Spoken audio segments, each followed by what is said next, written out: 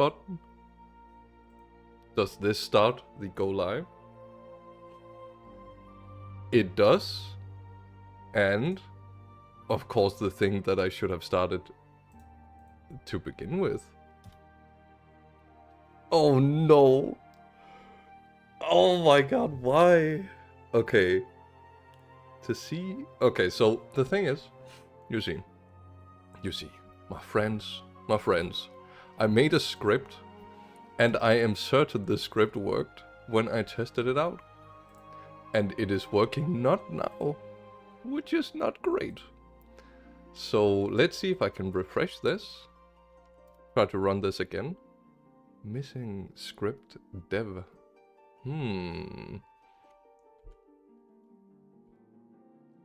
Why is it looking where it is looking? Did I run something else? Well, now this is super awkward. Okay.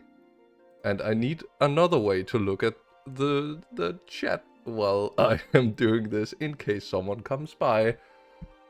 Let's look at this. Let's open this. This is the provisional little tiny chat here. All right. So if just a big oh wait, I can open this one. Oh, I can see all of the oh no. Everything is scuffed. No. Yes, I want to close this dockable window. Wait, why am I not just using this? All right. So let me, you know what?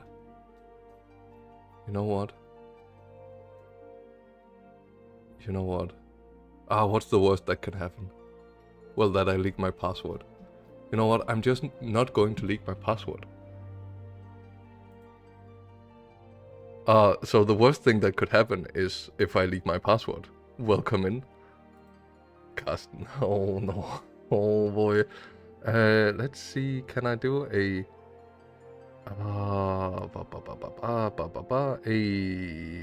that would be a display capture, I think. And then I open it and I go... Okay, not a display capture. Hold on. Let me try and open... and we can do a bit of fun stuff together. And I do love a bit of fun stuff.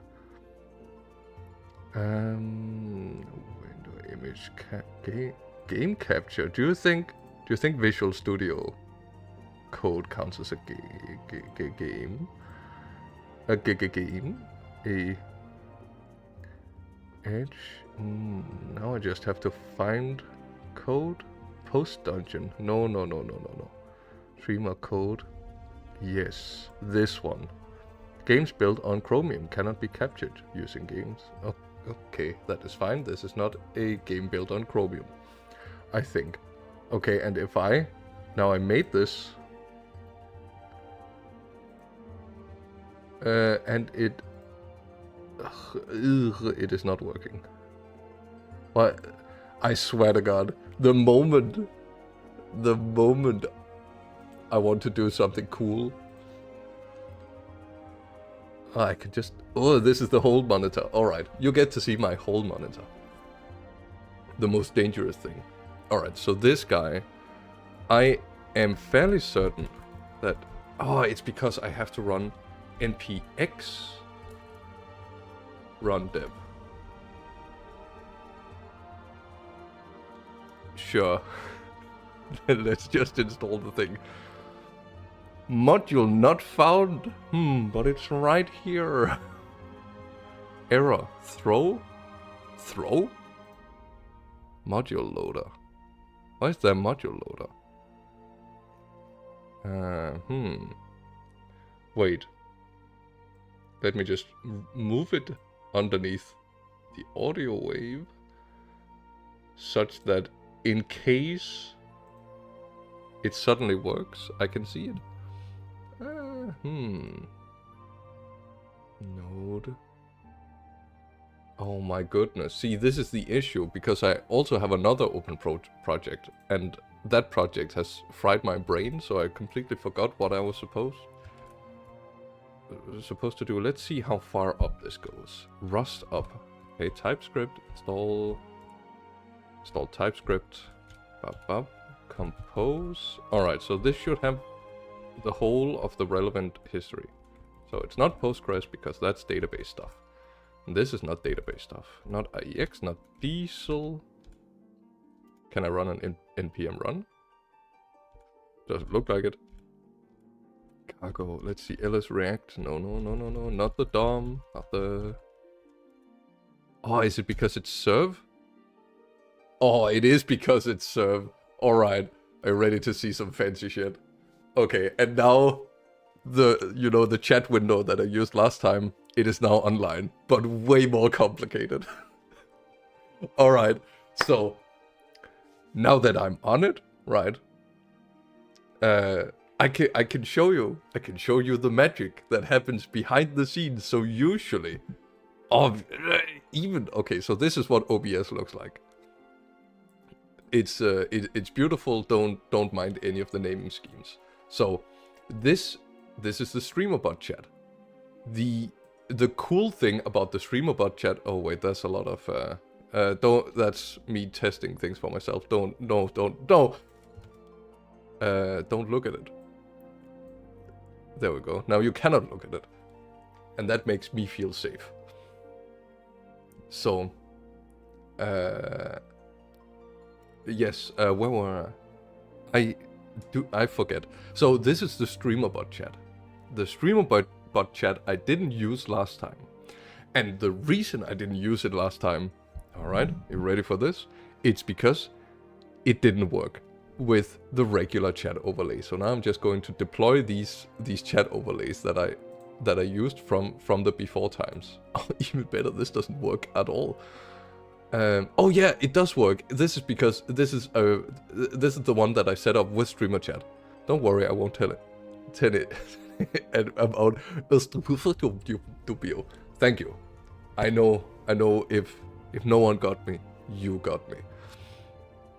So this chat, right, is supposed to be hooked up to the StreamerBot chat, to this one. It isn't because I disabled it, but the thing is, it's the really boring regular one. If you look at any other Twitch streamer, I'm saying as though I'm a good Twitch streamer, which I know. Yeah. This is just a like yellow, white brain. This is just this guy here is just regular text. Hold on, let me see if I can set it up easily. So if I open it like this, so the thing is, its CSS is overwritten. That's the main issue. So whenever anything is written to this one, it's not written properly with the CSS, with the cool styling stuff. It's just the regular white text that goes from the bottom and up. Therefore, and this one is connected to the StreamerBot chat. If I go into this one, oh my god. If I go into this one, open this guy up. Yeah, seeing behind the seams, I can go into overlay and I can be like, the endpoint, the port, the host, and so on and so forth.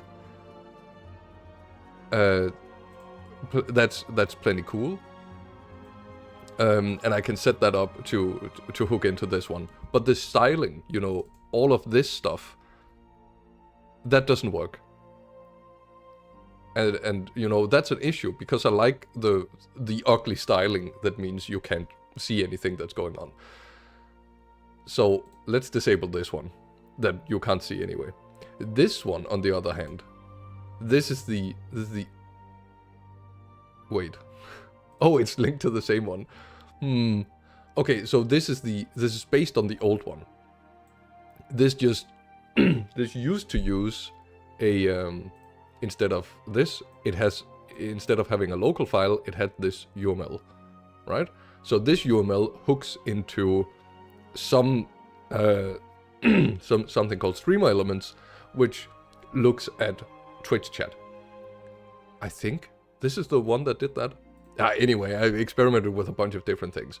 So, but that wasn't completely ideal either.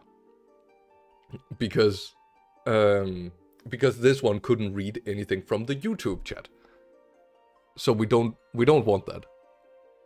We want something that can actually read from the YouTube chat. That's pretty cool. Bam. Let's disable that. And so I made this one, which in a super complicated way takes StreamerBot. This guy. Okay, let me make sure you can't look at the WebSocket connections. Let's press home. So this is StreamerBot. This is an external software that essentially functions as my backend. This can read stuff from chat, but it can do a lot of other things, such as the ping that you clicked to get into this goddamn stream. That is, oh my god, I'm so proud of myself, if you couldn't tell. And this essentially opens something called a WebSocket server. And it just blasts out on a specific port using a specific endpoint. So, what I've done, let me take this StreamerBot chat and hook, and I keep saying hook it. It's not hooking it into anything. I'm just putting it in here. John, the flying goldfish. First, who? Well, welcome. I am confused. Thank you for being proud of the me that is proud of myself. You wait, are you just a random person that showed up on YouTube? Well, welcome. I don't know why you're here, but you're welcome to stay here for as long as you like. We're going to be playing... Wait, it's... Wait, the stream is just called Livestream from Siggy, isn't it? I didn't change the name. It's... Oh my god, it's Carsten once more. Okay, but it's working. This is proof that it's working on YouTube as well. So the thing is, we have on... this just opens a connection. Ah, dang. Well, I was just so happy that a random person clicked on a live stream with 0 viewers called Livestream from Siggy. How do... I am supposed to be able to change the name and of the live stream, but I keep forgetting how to do it. How... what even is this? Live streaming, chat... stream... No, I probably shouldn't. Stream settings? No. Well, see, the weird thing about the YouTube chats, right, is that, let's see if I can, is there any incriminating evidence against me here? I do not think so. So, the thing about the YouTube chats is from here, I don't see where I'm supposed to be able to change the the name of anything, and I'm not gonna click on here because this shows my stream key, and then I have to generate a new one. And unlike in Twitch, I can actually generate a new one.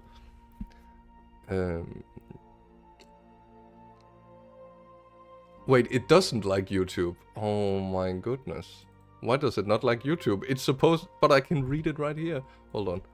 So if I'm looking at this one, the combined chat doesn't like... Oh, the combined chat is fine with YouTube. It says right here, the combined chat doesn't like YouTube. Oh, that's on Twitch. Wait.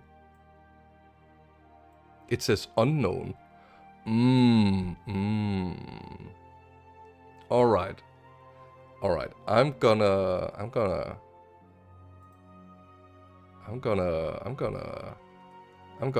fucking shit myself in anger and anguish. So the thing is, you can check this really easily. This John fellow is such an enigma, truly. See, you can test on Twitch chat really easily when you're offline, because it just starts up automatically. But it doesn't work that well with YouTube. See, so, but it does show up, so I'm halfway there. Is this just what we're doing on this stream today? Might as well be. Anyway, so what the streamer bot chat does, as you can see, it just blasts everything in on the socket connection. So it just shoves stuff onto it. So, and on this guy, we have let's see how on this guy we basically listen on that same thing that it's blasting out, and then we have some stuff to make sure that it works properly. And this is the guy that it cannot read, which is strange.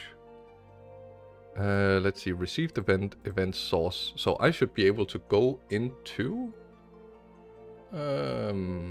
let's see. Let's think.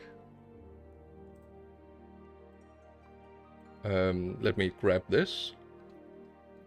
And oh, I should be able to open the yeah, I can just open the local host.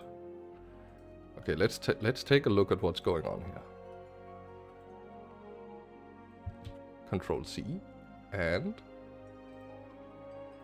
let's open this cute little window and see what's going on. And this is the stream chat. Opening the console. There doesn't seem to be any issues. So if I write a chat message to myself,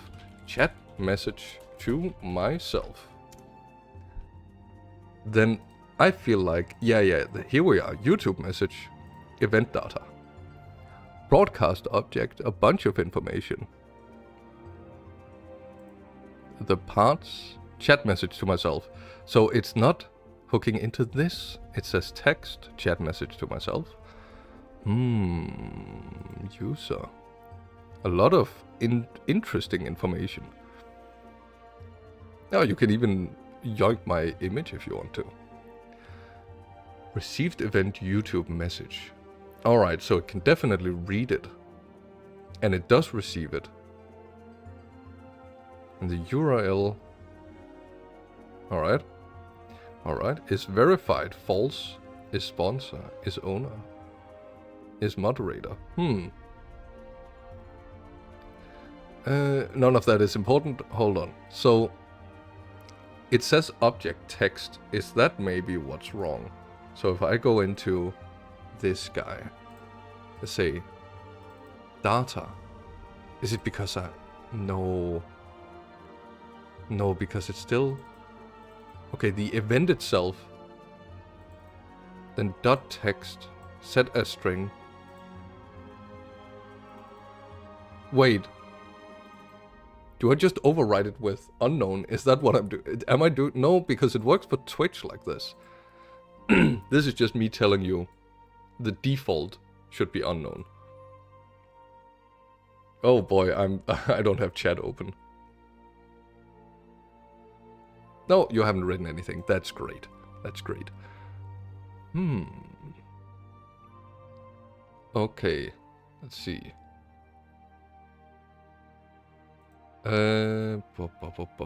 We are sending the same data. Text.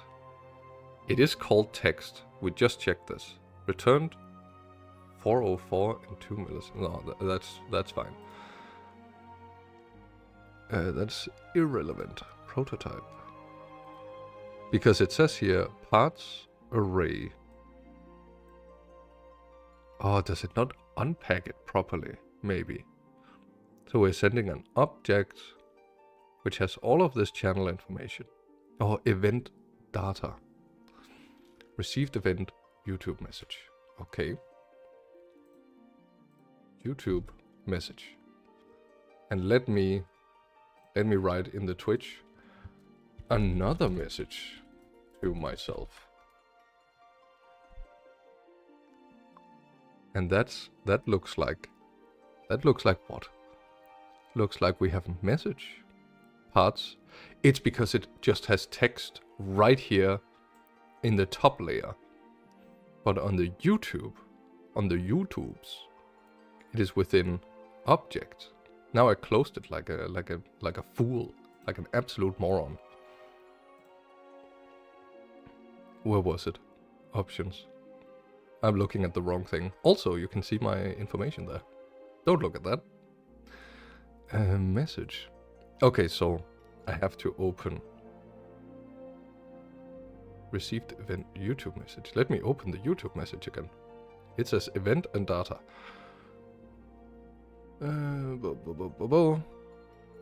Message, chat message to myself. Oh, it's because in the YouTube message, it's not .text, it's .message.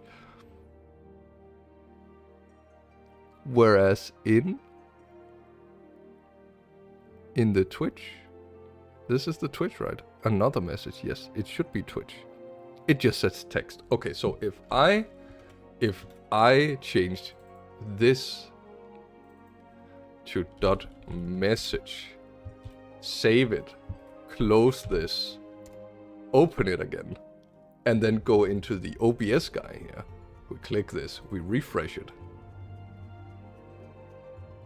And now we move it over here. And I write, now it works because I'm cool. And then we wait. Oh, I'm an actual genius. You would think that I took an education in this. But, oh, wait, is it because it says unknown? Yeah, it's because it says, it's like user login. But I figured out what the issue is. So let's, yeah, but it did do the work. So all I have to do is figure out where in this it says, here it is, user. User is likely the username. So let's use, no, user is an object. Let's see. Okay, so it's user.login, I think. But that's what I'm using. Fuck. Okay, that's not good. User. Oh wait, no, it does have. Oh, I just can't read because it's white on white. Carsten the Third of England. No, wait, that's the.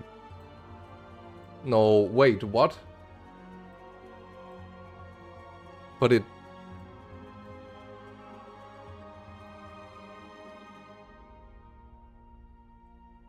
Yeah, it works because I'm cool. And then you write, maybe it doesn't, but it did. Okay, so... Oh no. So... But there's no text here? Oh, it's because I'm still in the wrong chat. Oh, right. Right, so I need to close this. And open this again, because it makes me feel safe. And then I open this, and then I write, YouTube is so cool. Trust. And then I just wait. Okay, it does write, YouTube is so cool, trust. Still from unknown. That is fine. I don't think it's the fault of YouTube necessarily. It is just so interesting how this works. So data user login. So you would think that would be enough. However, comma, I am confused. So if I go back in here, and I open this, and I look at the event data, and we see the message, YouTube so cool. Write user. User.name. That's right? That's what I did. No. Okay, it's user.name. Name. And then we close this. And then we open it again. And now, okay, see, the thing is, now I want you to write something, because I'm that certain it's going to work. And also because I'm farming engagement. right? That's very important when you're like a stream of one person. me to write so? Yes, exactly. So if I look at, wait, I could stay on this. No, it still says unknown. No, I don't believe it. I just don't believe it. It cannot be. I saved it, I opened it. Everything should work.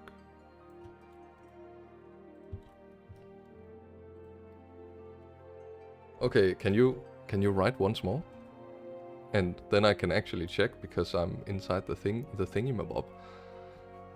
And then, you know, my brain stops working for like a full second. Okay, it says user.name. And then I received an event once more. Good. And then we have user. And then inside user we have name. But it still says, wait. Oh, I know what's wrong. I know exactly what's wrong. Remember what I didn't do? That's right. No one remembers what they didn't do. I have to click refresh. God, I'm so intelligent. So yeah, it works now. Because I'm so cool and a casual genius and also kind of stupid. Now I can disable the display capture, and for you nothing changed, and that's because I went from using my entire monitor as my input to just the window capture. Oh my goodness, I'm so smart and clever and beautiful and amazing and the coolest human being because I made just a singular thing work. It just works. It always just works. Okay, Adam. You want to see my genius on full display? Things are going so terribly. Okay, let me show. Bam, bam. So this is what I did. And what I was fiddling with was this, because the documentation isn't entirely correct. Before, it was set up like this, but in fact, in the YouTube message is not recorded as a YouTube message. Let me go into this. It is recorded as a YouTube message, and then it's a user, and then it's a name. Todd Siggety. Yeah. Todd Howard. I know this man. So I changed it from this. Yeah, from text into message, and then it just works. And then from login to name. So I couldn't just copy what Twitch was using, and maybe I misread the StreamerBot documentation, but I'm pretty sure the documentation is wrong. It's actually more likely that I'm wrong, but I would never admit that because I am just not wrong. Classic JSON. Yeah, I mean, it's not really the fault of JSON, I don't think, because that's just how to store. Yeah, it works. It's great. It's great. I can get stuff from YouTube. Of course, you can't see if it's from YouTube or if it's from... Of course, you can't see it if it's from YouTube. You can only see the name of whoever it is. Actually, the text for the name is awful because it's just gray, so it's going to disappear. So you won't even be able to see who wrote anything anyway. But now the name is, I mean,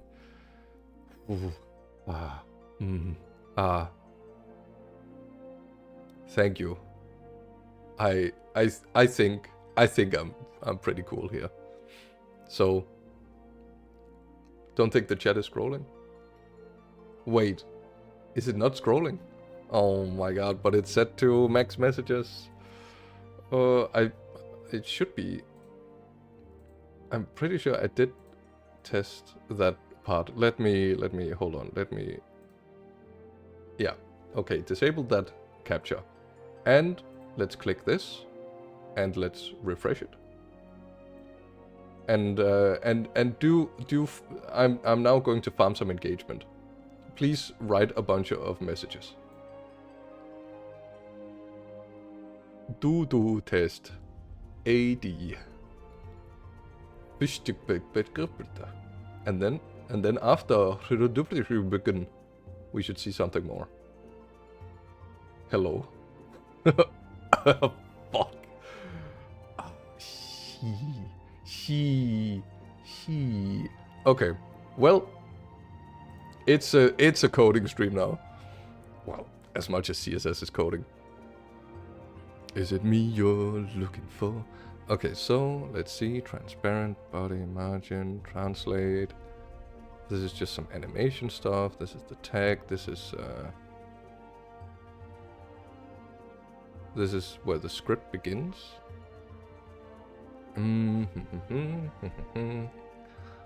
So it should block display. God. See, the thing is, Adam, I was looking at this yesterday, so now my brain is fried because it's something slightly different. Okay, so it should be at the bottom, right? Send message. I could just reduce it. How many messages can we have? Can we fit in this bad boy? 1, 2, 3, 4. Did any of you contact the people? No, I did not contact anyone, not in the server. Just as usual. Welcome, Kami, to the to the figuring out why my self-made chat doesn't work. Okay, so this should delete the old chat messages. Yet it doesn't. Well, it's because the maximum chat messages is 20. I didn't consider. No, the chat box does work. See, just let me put this in, and let me click on this, and then refresh it, and then now it works. Yeah, trust me, this is a great solution. And the thing is, it should push them up. That's at least what I said it should do.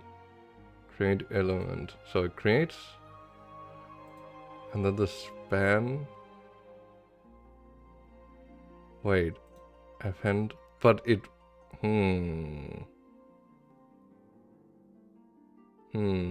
It just writes out the. Yeah, that's what you get for using an emote. I don't have emote support yet.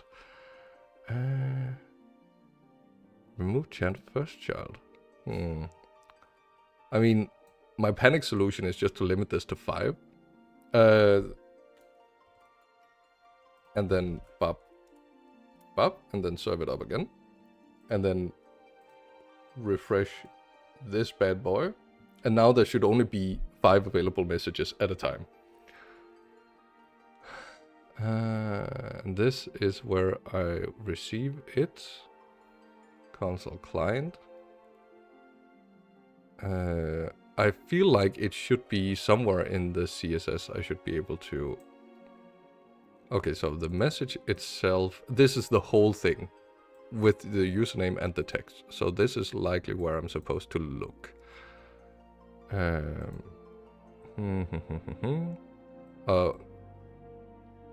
Should we change this now that we're at it?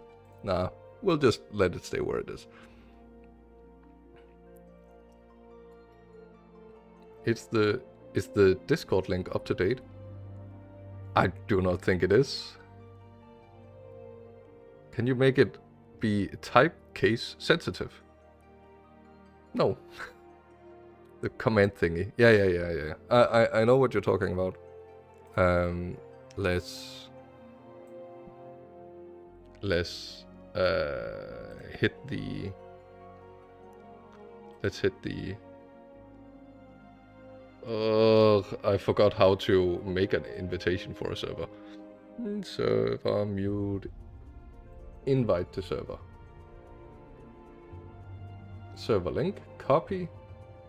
And then I head on into StreamerBot. This here thing right here.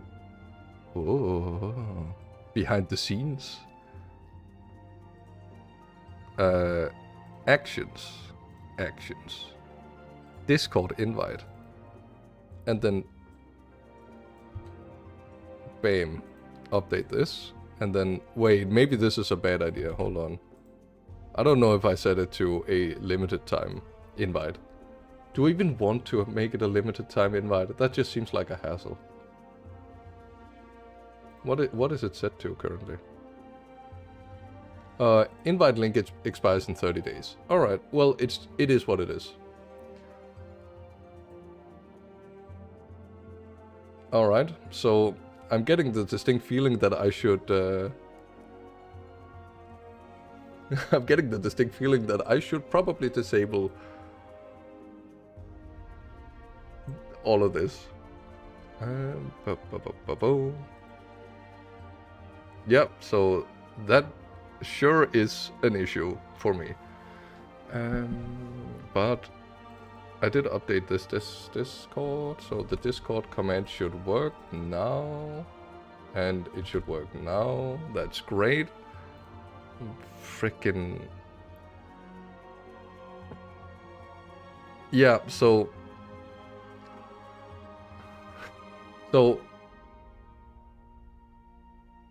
Let's see. Okay, what does this say? Long messages, see 1, 2, 3, 4, 5. Okay. And that's also what I set it to in here, right? Yeah, 5 chat messages is the maximum.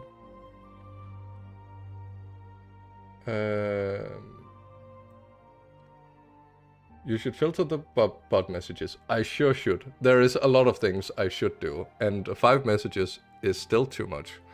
Because when you hit a 2-line message, it still breaks. But I can do it like 3.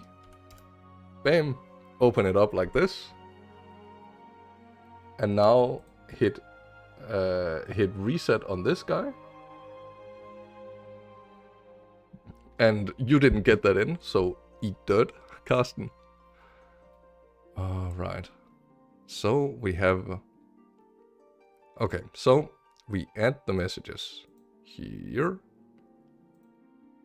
We populate, and we have the colon, and I'm pretty sure I even delete the colon, so there's no reason for this entire thing to even exist. I had it for testing, and now I don't want to delete it. I could delete it here. I hate you. So, something else I could do is maybe limit the length of a text message as it shows up on here. That seems like a good idea. Let's go... Oh, how does this work again? Text. If text dot length is more than... How many characters?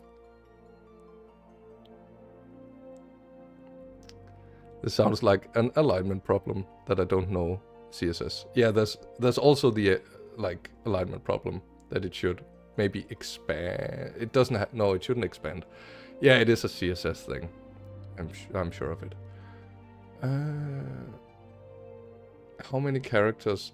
Should we just limit it to 100? How many is 100? I don't count characters that often. We will say that text... Is there a truncate? Truncate? No.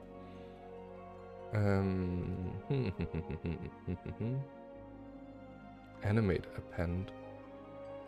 Wait, is this even a string? God, I hate JavaScript. If you fix the CSS, it would also fix this problem. That is true, and I also don't know CSS either.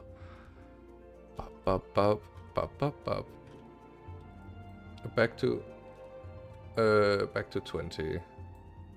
And it wouldn't be in here, it would be in here, and it would be overflow visible. Position relative. This is for the animation to like when it shows up. If I know no one who doesn't hate JavaScript. Okay, so the display block means that it changes line.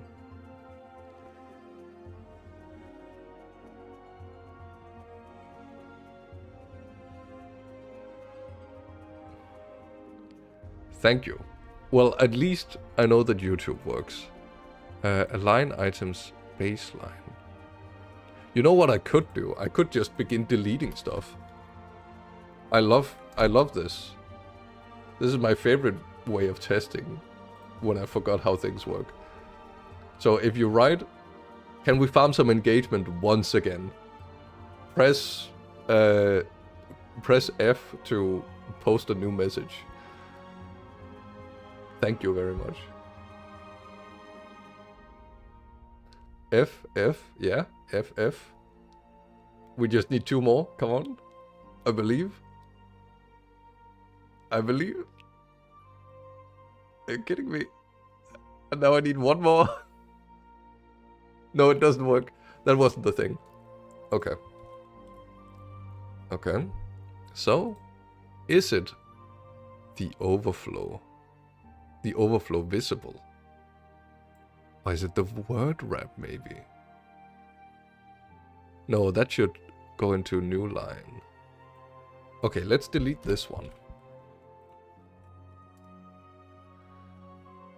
I'm just certain it worked yesterday, I swear. And by yesterday I mean Sunday. Okay, so now I'm just going to engage myself. F. Hey, would you look at that? I have no idea if that works. Okay, I don't think it will work with this. Fair enough. That's not what I was supposed to. Bam. Okay. Then is it the break word? I have a... it should be something in there that I broke and then didn't test properly. ASDF. And then I need 3 more messages. Can I get 3 more messages from chat? I believe in you. You're here to help me. This is how debugging works. And if this doesn't work, I mean, I don't know. Then I'm just confused. Okay. Otherwise... line height. It's because I disabled the fade out. Usually, it shouldn't be that much of a problem. Shoot. Okay, so...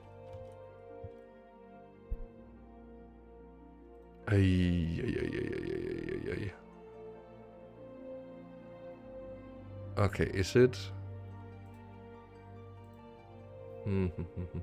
with chat box. No, see, this is for...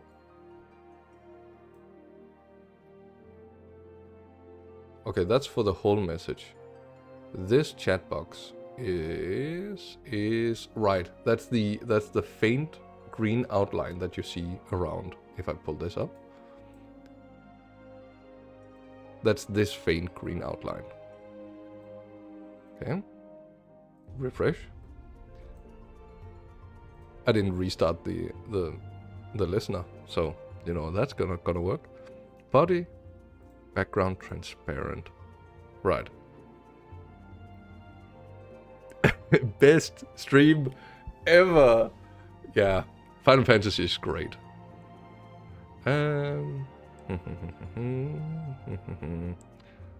Okay, see, this is the thing. Like, I disabled the colon because I thought it was ugly, but I still use it. What is tag? I hate these tutorials where I just forget them. Best stream ever, yeah, but this is even better. Okay. Margin transparent. Overflow visible. Yeah, that should be good because this... Is it? Wait, no. Am I wrong? Is this just the whole box? In that case, this is the... Wait, no. This is...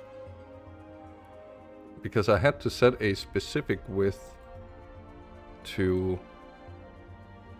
Wait, did I go away from it? How? Wait. Oh yeah, I did... Okay, so this is the... Oh, I'm... so interesting. Okay, wait, so is this the guy I have to delete? I love deleting stuff.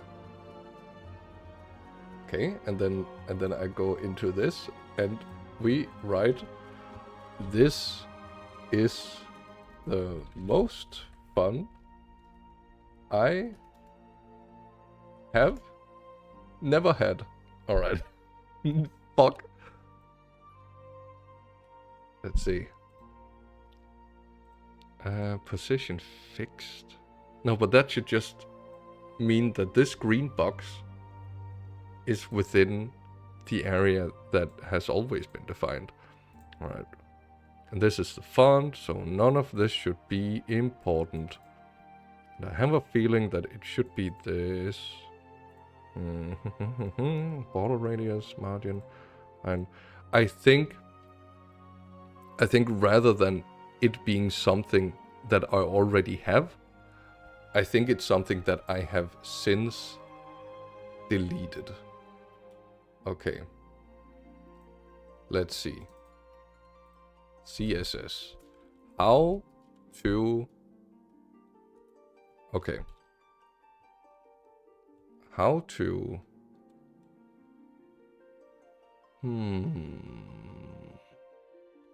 How to text. Text wrap, center text. Text bold, text underline. Align text. Vertically. CSS center align.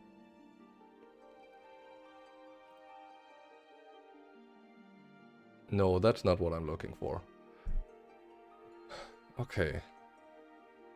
Then what kind of CSS am I looking for? Inline block, float, overflow. What does overflow do actually? Now that we're at it. Probably property controls. What happens to content that is too big to fit in an area? It specifies whether to clip the content or add scroll bars when the content of the element gets too big. It is the best stream. Hold on. Let me just refresh the chat so, people can actually see what's written in the chat. Visible, hidden scroll, auto, similar to scroll, but scroll bars only when necessary. What is that supposed to mean? Okay. Scroll bar. Wait, what did it say again? It was auto. So if I go auto, don't think it's what you want. Is it not? No, it makes a scroll bar. And I don't want this. I want it to... Never have... to say this would be the greatest moment of my life would be an understatement. I am shaking in my chair from pure excitement. Life is only gonna be down from here, unfortunately. This is the truth. Don't think that... Yeah. Okay, let's reset the chat. It's so beautiful.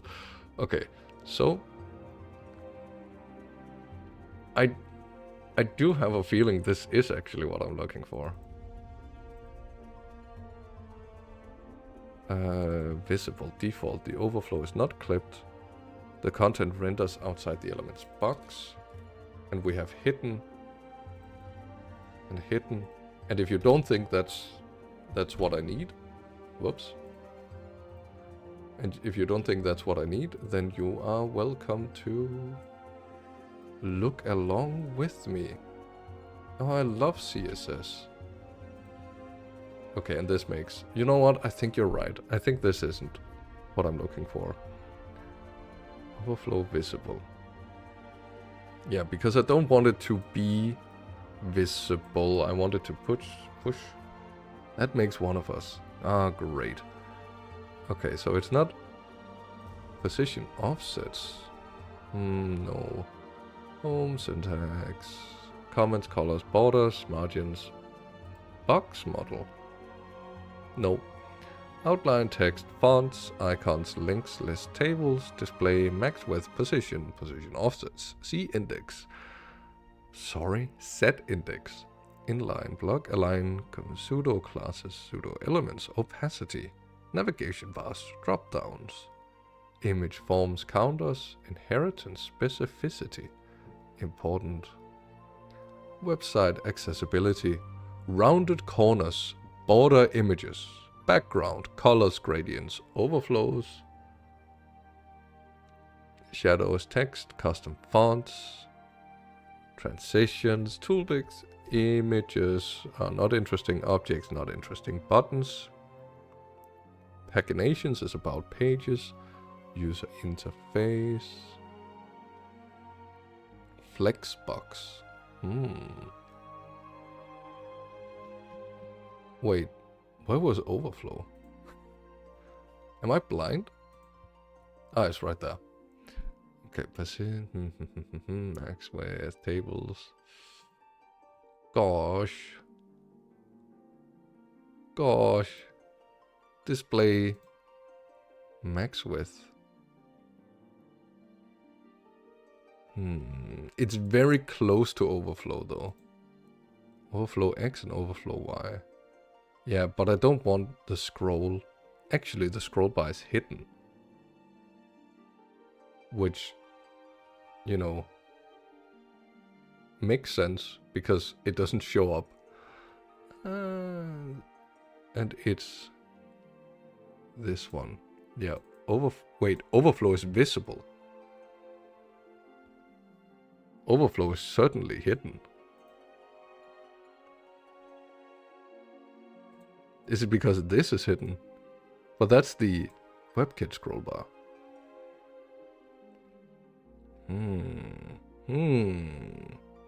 Very interesting. Very interesting. Also, this is what I was watching. I'm in the middle of watching this. That's why I'm a little late on stream. Specifies what to do with the top edges. Ooh, actually. Oh, maybe I should, you know... Wait, I have this open. Maybe I should have that one open. Overflow... Overflow Y scroll? No, that adds a vertical scroll bar. I don't want a scroll bar. God dang it. Alright. Alright. Alright. I guess I can't give up. And open this. And then go into this, I think. Where was it again? Go into this. Go into that. Go into this. Go into overlay. And then set host.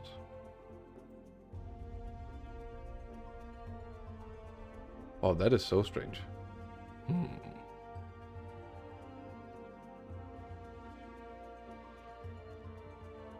Why does... Wait. Oh. What? No, this makes no sense. Oh, I'm so confused now. Okay. But I think if I just copy from here and then take this guy off and then do this and this and then say okay and then refresh it. Okay. Okay, great. So it isn't working as expected. That's good. So I have to stop this. Change this port.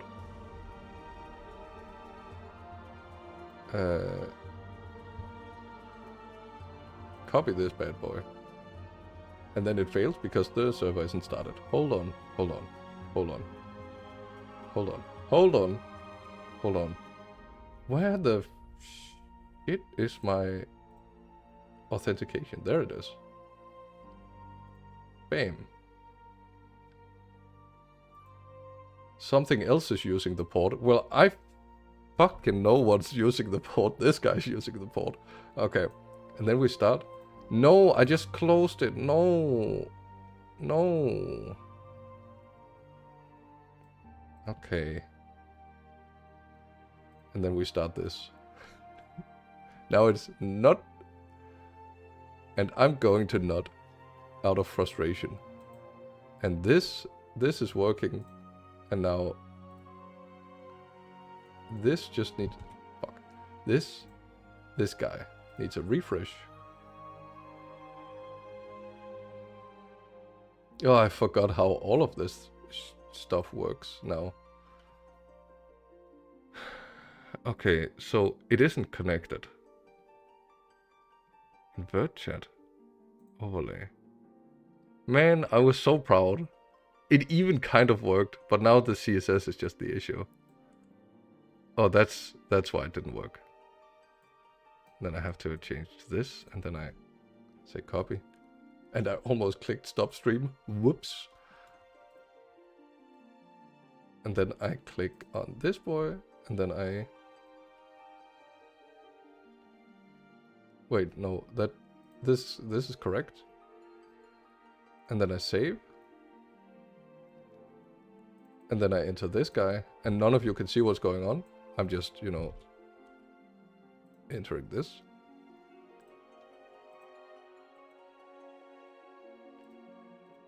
I guess that didn't work. What the heckies? Oh, it's because no one is writing anything. So it's just, see, this is just going to use the boring blah. Yeah, okay, I activated the wrong one. Of course I did. Because this one was supposed to use stream elements. No. Wait, can I use this? I can? Okay. It's so boring though.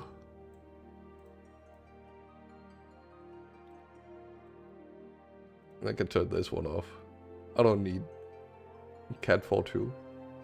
And you of course can't see what's going on. This is what I'm doing. It is something. Yeah, you know. I'm sorry I couldn't figure out why this guy. You know, I wrote on my weekly plan because this is what I always do. I write a plan of what I want to do during the week. On that plan, I set time. I set a time slot specifically for fixing this when it doesn't work. So you could say, oh, we can take a look at it later. That would be nice. Anyway,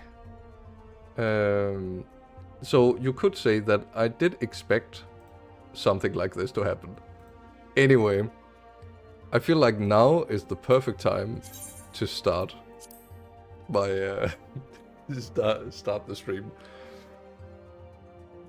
Anyway, welcome to the stream, boys and girls. Yeah, I've been hard at work making stuff that doesn't work. It's my favorite pastime. Let's see. But, I mean, it mostly works. Theoretically, it works like 99%. The main issue is just you can't see what's happening. And that, some would argue, would be a minor issue. Okay, so I was made aware of something.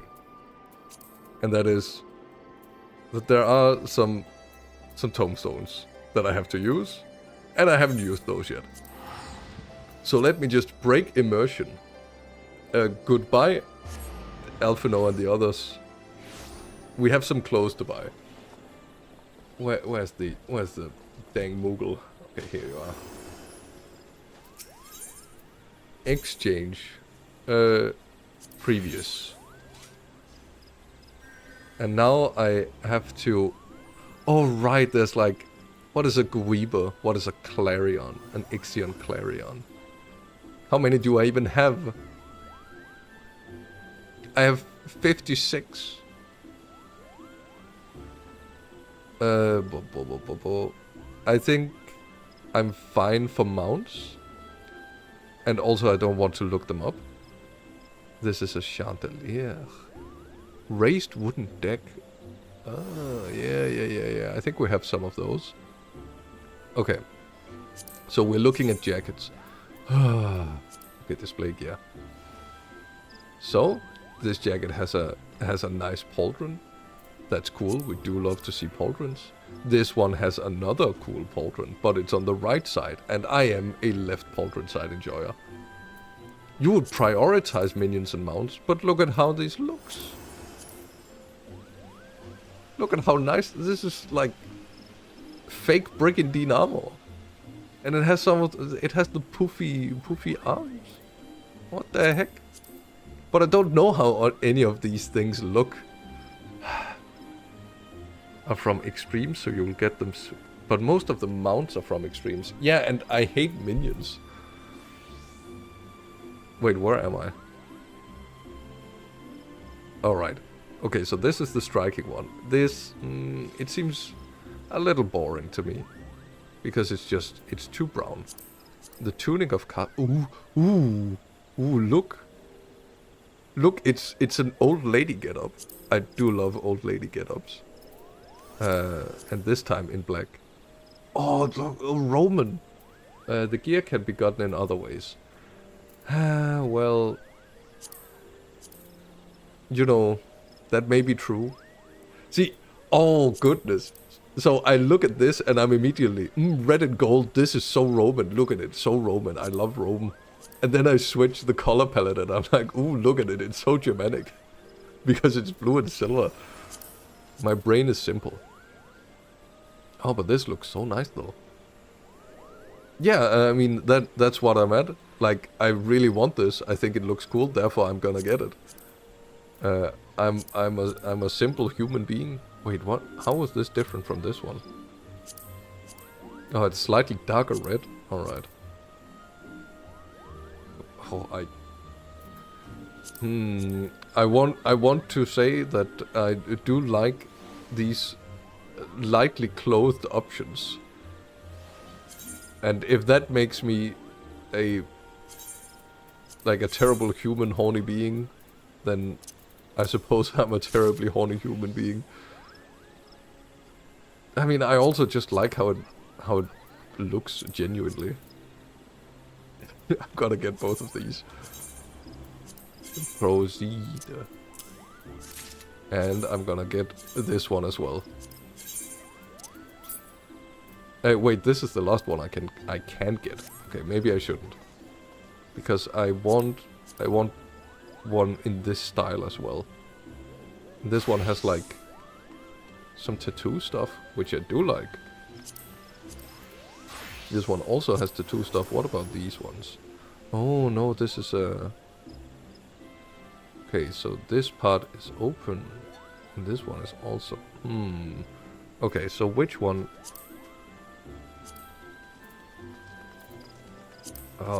I mean, it's just a fact that gold and red look great. Am I more of a fan of this? I do like it when there's just bits and bobs. I'm a bits and bobs enjoyer. So I think this back cape. Okay. Can I also say something about like so you know the thing that your mom always did, right? When you have a shirt and you tie the shirt around your waist in order to like keep it somewhere and then have your upper body free. Like, I feel like that's a very mom thing. Maybe it's just my mom. And then if you're a dad or play golf, you do it over the shoulders. You take off your jacket and then you sling it over the shoulders and tie a knot with the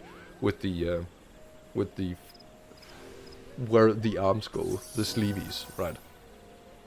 Where does a general keep his armies? That's right, in his sleeveys. So, and then if you're a cool guy, I was told this by a woman, so you know it's true. You go like over one shoulder and then under the other shoulder and then tie it up so it's like cross pattern across your chest. That way you look cool. So the thing is, I really like to do it around my waist because then I'm like one of the clone troopers in the animated Clone Wars from 2004, where they have that like open skirt thing, and it looks cool and I feel cool and I feel like I have extra padding for my butt.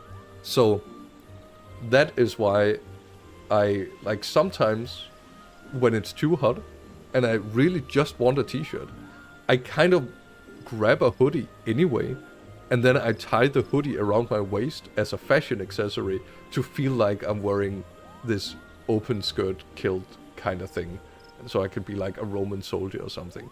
This is a little insight into my extreme high level of fashion knowledge and fashion understanding, and now you can bring that into your life further, or you can forget about it, which is also completely fair.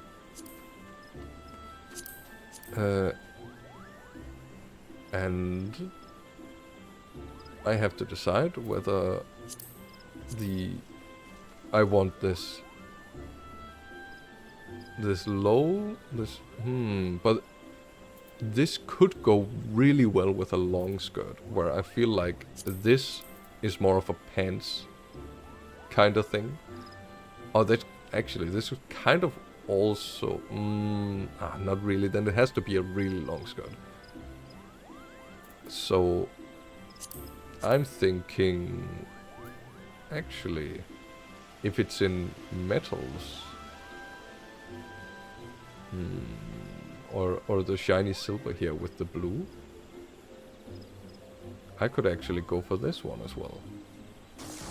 But I'm not sure what it would fit well with. Then it would have to be some metal down. I mean, I can get any of it at any other point, right? As was mentioned in the chat. So I think I'm just gonna go with the gut, and then take this one, the thing of striking. Proceed, okay. Here you go. And now I have a bit more. I can get some riding maps. I'll just get one. Unless there's some. It's all, yeah. Oh, there's more stuff. A Troman card. A wind-up succubus. Huh? An Abigail biting. Oh, sure. I'll get it. I'll get an Abigail biting. And now the rest of it is useless. It's gonna fill my inventory. Alright. The stuff I got was not the better stuff. And now I can leave this place because it's full of people. And if anyone knows anything about me, is that I hate people. Alright, so... wait, hold on, let me grab this overlay and pull it down a little bit. So, I think we're ready to start the stream. Oh, one thing I did, maybe, did I unlock it? Yeah, I unlocked flying in this area. So, you know, I completed some blue quests out of sequence. It couldn't be me. Yeah, I know you're hungering after those Aetherite blue quests. I can tell you what they were about, but to be perfectly honest, I've completely forgotten. It was like help help one of the snake ladies. Oh yeah, I changed pose because we were doing a gala. Let's go back to the correct pose. Hold on. We'll get there. This isn't the one. I feel like there is a hands-on hip one that's really good. It's not this one, because racing of stanky leg. I kind of like this one. I think this is the one we're going with. Yeah, until I get tired of it, and we'll go back to crossing the arms. Now we're starting. Wait a second, I need something to drink.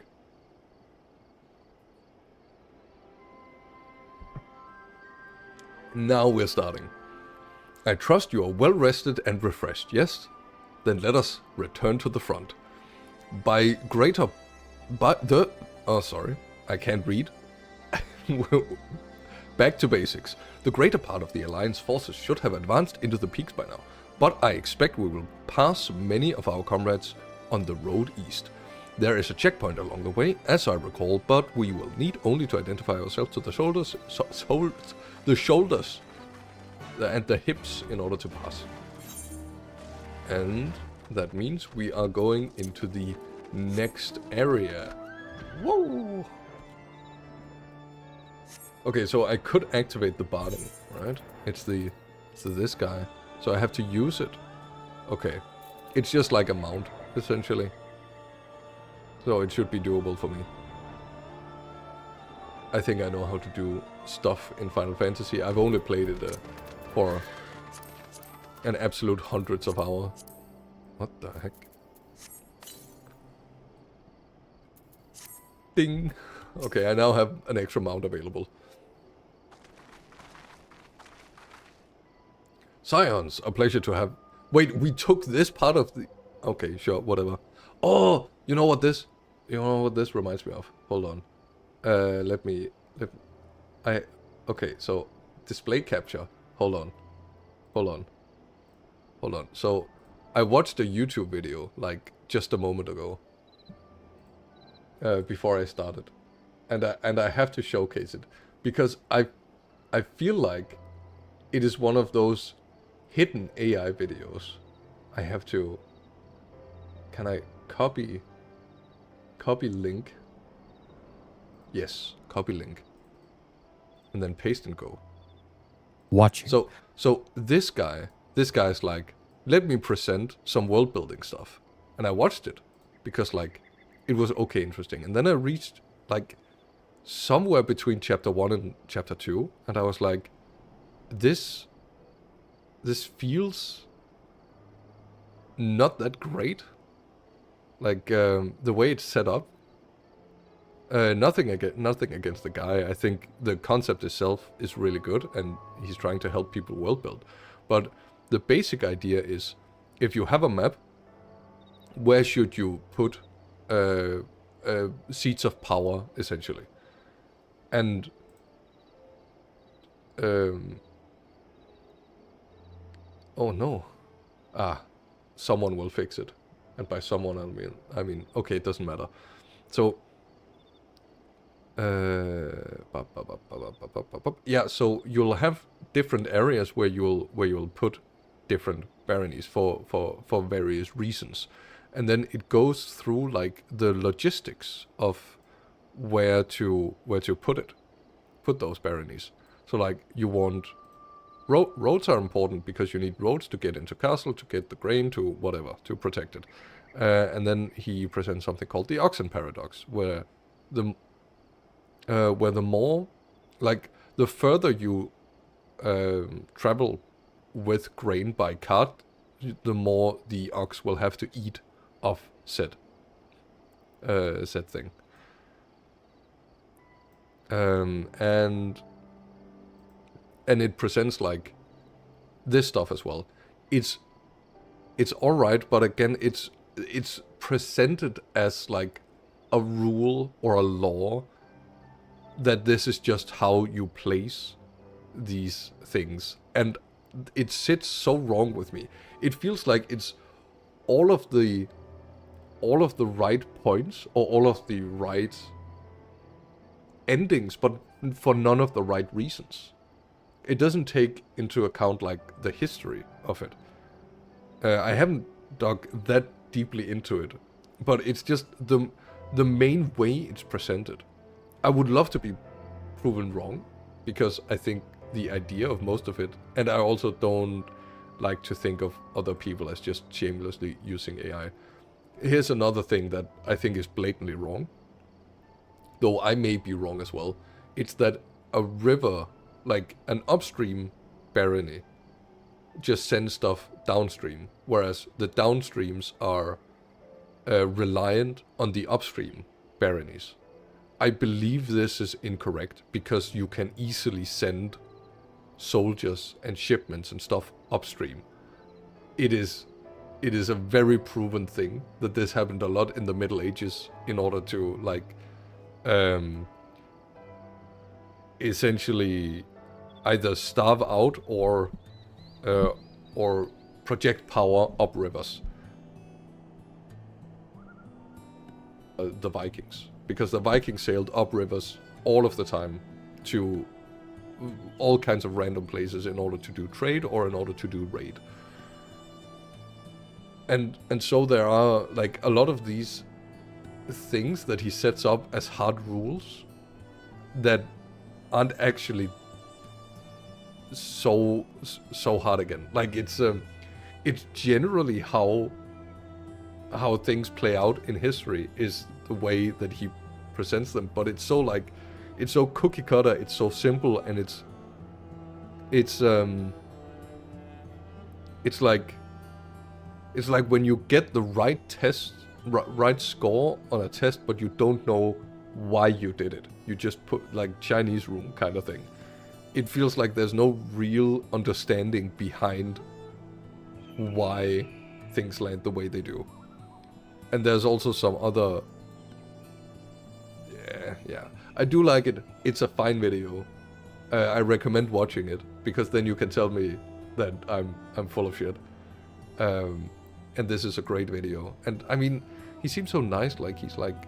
He even, like, at the end, he's like... and by the way, there's like a worksheet available. So I provided a map.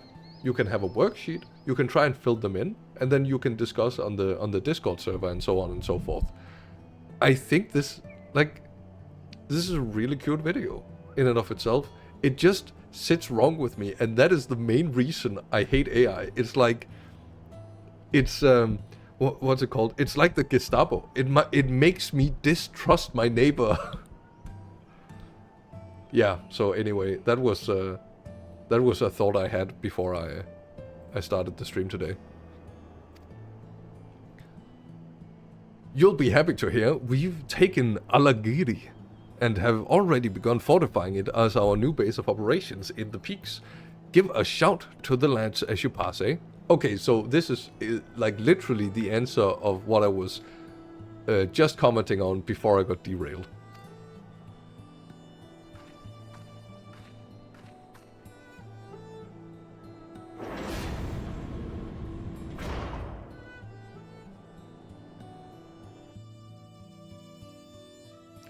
Oh.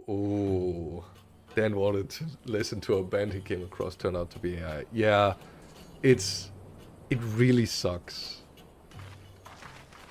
I remember how they laughed. Alliance and resistance soldiers, eager for battle, trading jokes as we marched east towards the peaks. Beyond this last line of defenses lay the locks and the city. Breaching it would be no small feat. Ah, Albania is in Scotland.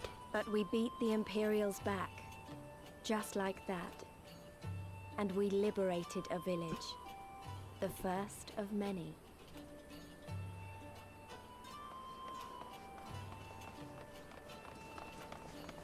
Hmm.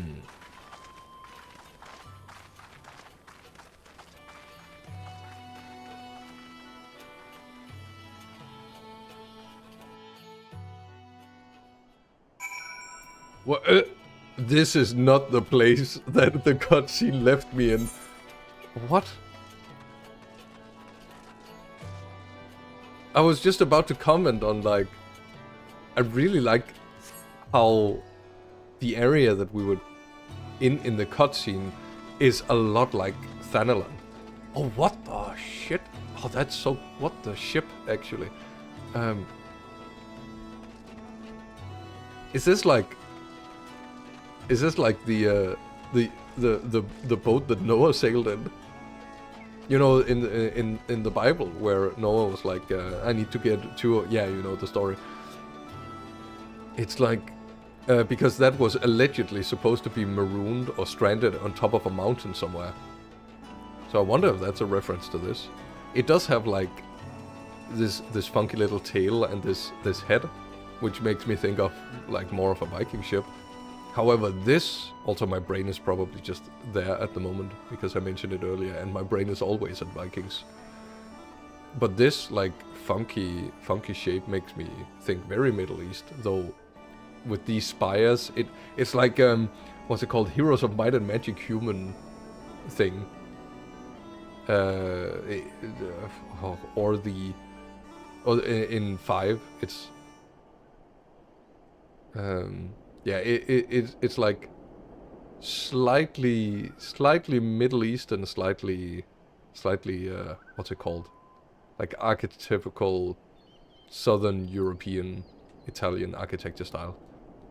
Anyway, so like, yeah, so what I just watched in the cutscene made me think of Thanalan, but this is like more of a moor, or a heath, it's called, because these types of coloration on plants, I don't see these a lot outside of heaths. Also, that's just where I live, in the place of the world. But as you were saying, like, yeah, with music, I think I mentioned it before as well. It's so sad with music, because it's really difficult to tell when something is AI generated music if you're not already really good at music. Musicians say, "Oh, wait, hold on, that's the place we were. Oh, so this is like the Highlands." Because I remember the disco pyramid. That's cool. Okay. Oh, and then then Ralgo's Reach is like up there. Does that actually fit if I look at the map? Oh, it does. So if I look here, wait, was that in the peaks? Wasn't that in... No, that wasn't in the fringes. That was in the peaks. Right? So if I look here... Yeah! Oh, that's so cool. Wait, it is the same area. Well, fuck me then. I guess it's not cool then. I thought this was a different area and I could look into another area that was just rendered in the distance. Ah, vaffanculo, porco dio. Ugh. Yeah, so AI, and it's the same with art. Drawings. If you're not, I don't want to say that I'm good at art or good at looking at art to figure it out, but you tend to be able to recognize when something is AI generated, and there's all of these like small tricks to it. It gets better and better. I found out based on that channel. Oh, so you couldn't even hear it. It's just based on. Was it because they had too many uploads in too short of an amount of time, or was it just like laid out? Either way, it yeah, you know, it's it does sadden me because the issue with it is not necessarily Like there are all of these arguments that that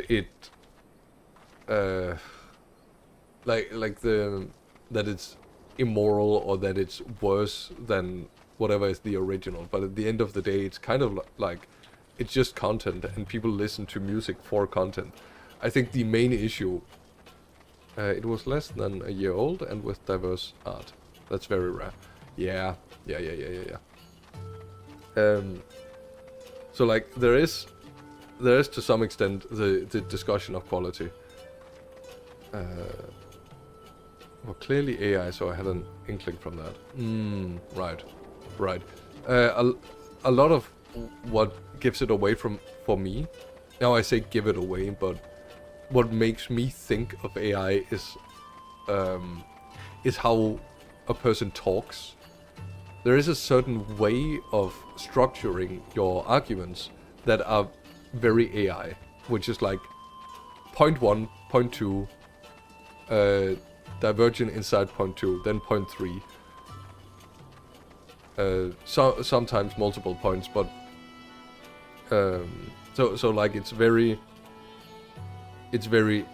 like boxed in the different things you're talking about, and then the specific usage of language.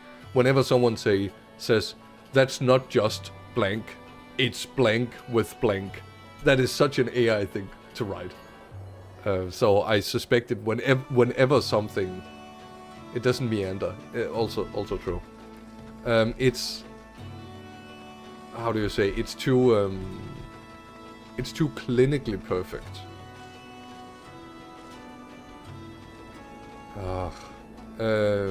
Yeah. So that often keys me in and makes me suspicious. Yeah, what I was saying is like, screw all of the arguments based on it not being a high quality product, AI, like what AI produces, that is. I don't care that it's not that great of a product, because people listen to not that great music, or and I don't care about the moral implication of I need someone to slave over whatever stuff I'm doing before I enjoy it. There has to be someone on the other end, some will of the author. I don't really care about that either. I think where it becomes an issue, at least to me, is that it becomes really, really difficult to be an artist and to make money as an artist. And that means there's going to be less art, which means, and now circling back to AI, which means over time AI models want my music to have a meaning and thereby a soul. And AI music rarely does that. I'll circle back to that, because that is a good argument. And to some extent, I also agree, even though I'm currently explaining why I don't. The AI is just going to collapse over time. And so it'll, because it doesn't have anything new to feed it, so it'll learn from itself. And the more it learns from itself, it will degenerate. Unless there's like some hitherto unknown fix. And even if there is a fix to this, it also means it cannot create new stuff. It's very like it's already based on whatever is already in existence, right? And the twist that it makes on what is in existence is not that great. Where if you consider something like when music does it, or when art does it, you have like art movements. So like in the early 2000s, people tended to walk around with like we called them hang-ass pants. What were they called? Like when you basically wore your pants really far down. And then during the 2010s, it was all about slim fit, I think. So people wore stuff based on what was popular at the moment. Baggy pants, I think, is something different. It's more the hanging pants, the hanging gardens of pants. Or a hosen. So you do see a tendency, but you always tend to see a counter movement after a handful of years. So it'll change, like that's the thing, right? It will be defined by certain movements and certain kinds of music or art or fashion or what have you. But those are often decided by people, by artists. And then they become popular, and then people wish to emulate it, and then it inspires new, and it creates something vastly different. Whereas with AI, it tends to create something that is often not that different. And so it doesn't really define that much. It ends up being a top-down culture instead of a bottom-up culture. And what I mean by that is a top-down culture is when what is popular is dictated by those who have money or those who can decide what to put out, essentially. And an AI doesn't truly allow for very different things in the same way. Yeah. So that's my main argument as to why platforms such as Spotify shouldn't allow it. It shouldn't allow as much AI, because it simply takes art away, and that's one of the most, I want to say, beautiful parts about the, I want to say, almost last 200 years of human existence, is that we now live in a time where making art is becoming more and more accessible for every regular person.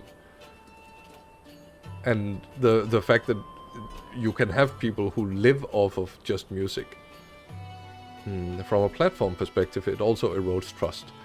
That is only true if everyone agrees AI is bad. And I simply do not think that is the case. We are very much in the weeds.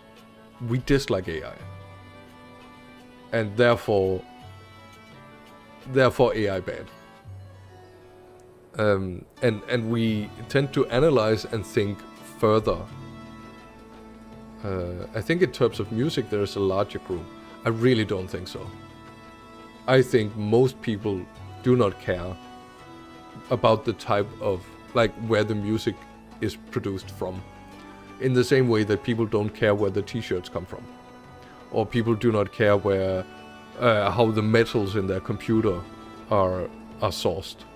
Or what are some other wacky examples? People are stupid, good point. I don't want to say people are stupid. I think people only have a certain bandwidth about the decisions and the stuff they can care about in their life. So I really can't care about everything, like every decision there is in life and everything that I want to care about. Wait, you don't want me to put words in your mouth. I want food in my mouth mainly, and air, but otherwise, teeth and tongue, those are also things that I want in my mouth. I prefer my own tongue, but you know, if you're offering. So,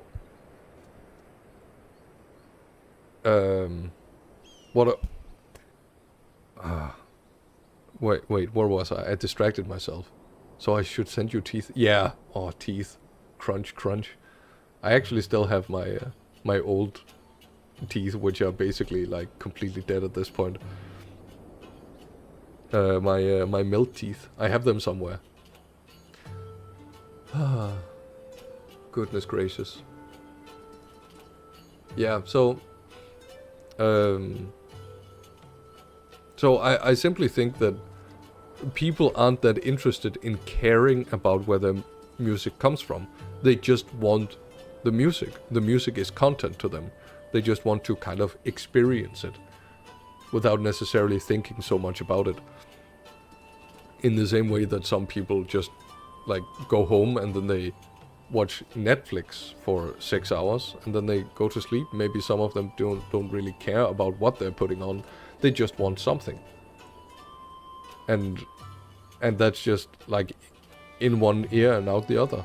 And I think it's a fine way to live if you just spend your time caring about other things that mean something to you, such as the food that you make or the people you hang out with. And some people just don't have that massive of a bandwidth to care about stuff that is like beyond their immediate needs.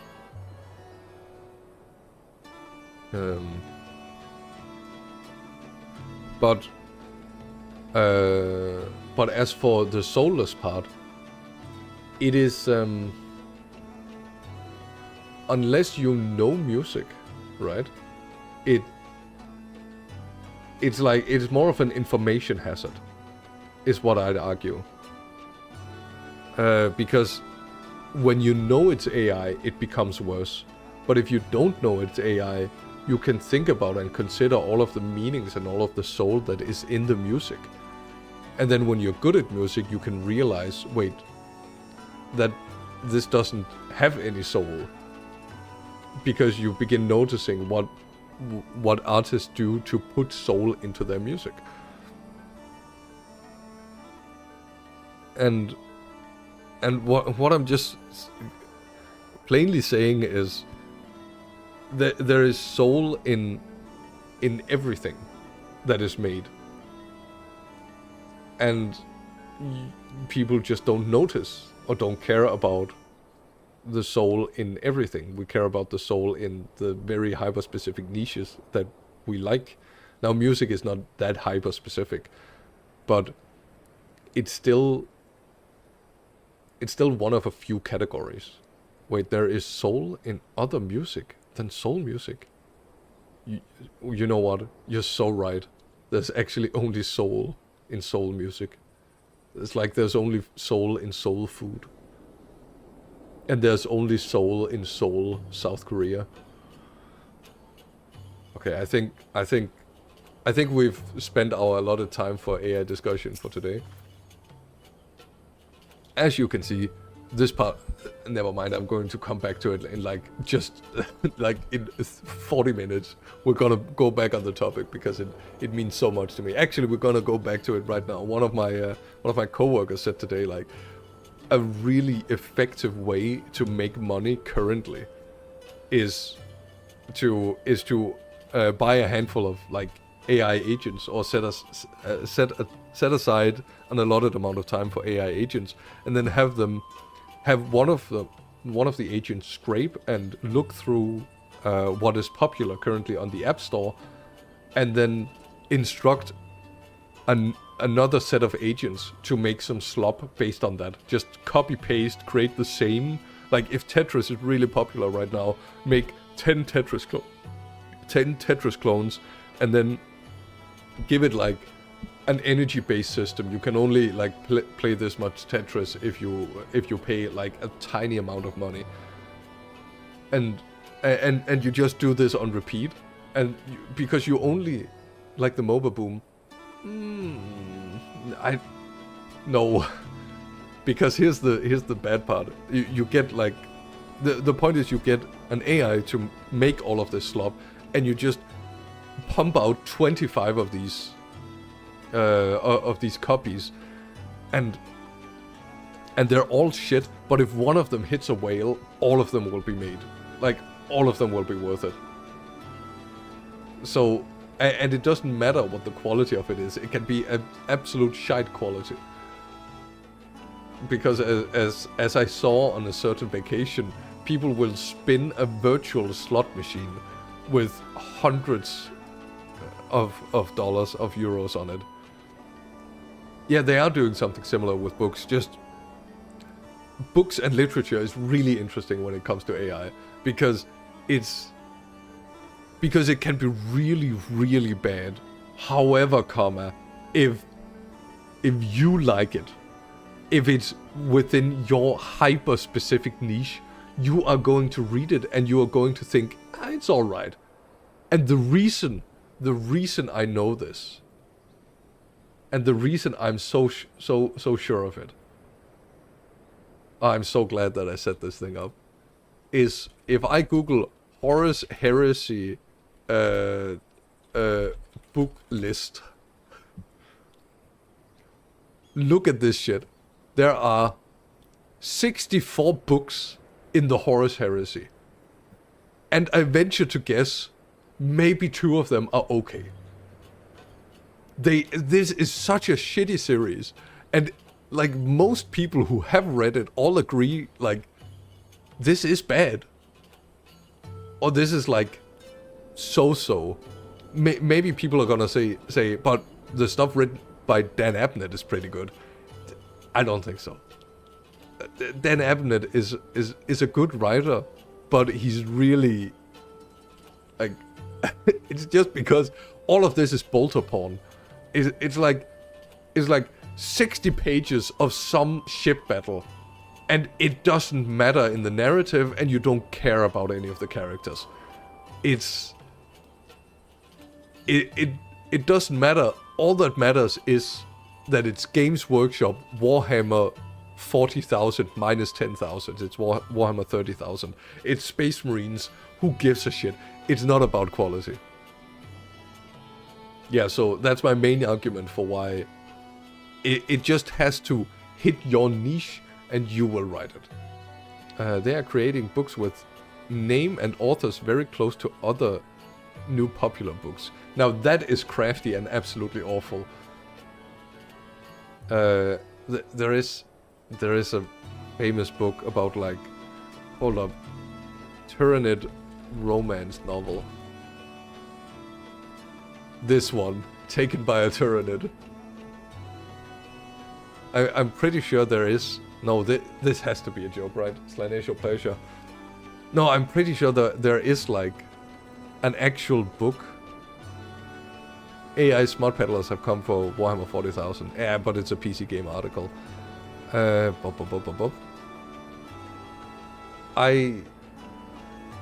Yeah. This is used as an example for, like, shitty... I want to read some reviews. I kind of want to read some reviews. Missing chapter 6 to 8. Seems like a lot of missing context. It was overall an okay read for fellow monster lovers. Thank you, Alison Anderson. Glad to see that diverse Celtic demon spawn can rise up and become authors in this day and age. Perhaps the grim dark won't be so grim and dark in the future. Are there more reviews? I want more reviews. Oh, sign in. I don't want to sign in. Okay, anyway. Book club over. Yeah, so that's my argument for why literature written books is kind of yikes. Now, how many of these reviews are from actual people and not just bots? I don't know. I read 2 of them. I couldn't read anymore. I don't know if there were any more. I don't really want to go back and check. And I don't know if it matters if the reviews are from people or bots. The point is, people are going to look at the amount of stars a book has and then deem if it's worth purchasing based on that. That's why the star system exists. And I know I do it for restaurants. If I'm out and about in a new town, or if I want to try a new place, I simply look at how many stars a place has. It's a terrible indication of how good it is, because there are so many factors that go into why people are giving something an amount of stars. A good example is in Japan, because I have been to Japan with some of the current chat. We found a, like, you see, all of the highly rated restaurants are often the restaurants in tourist districts, because the Japanese are notoriously bad at giving horrible reviews. to restaurants, where a lot of tourists, especially Americans, are really happy with giving 5-star reviews if it's okay. Like they don't have the a 10 out of 10 experience is often a 7 out of 10, but they were just in a good mood. So yeah, mood has an effect on it, the presentation has an effect on it, the food is like last in line. Yeah, so, but the problem is, doing all of the research is so time consuming. Goodness. I haven't completed a single quest yet, so I think I'm going to read. As you can see, this part of the peaks is much higher than the northern reaches, hence why the Imperials built specular imperatores where they did. See those 3 towers to the east? It's gotta be like those. Oh, it's light. I can now see what's going on. Sits right on the edge of a cliff, so attacking from the north is a fool's errand. From the south, on the other hand, she's no different from any other Imperial installation. You see now why Vilodina was so important, right? Then come along, they're waiting in Alagiri. I don't know, having a castle and walls in general makes for a really bad time if you want to take it. Ah, thank you. Pantera? Wait, I had to check what level I was in. First of... Wait, no, I wanna see... Wait. J?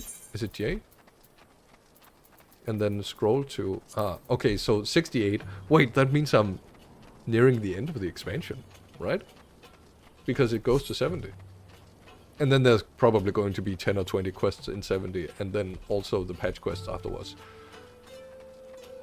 Which are going to feel like half an expansion. But often worse, I hear the...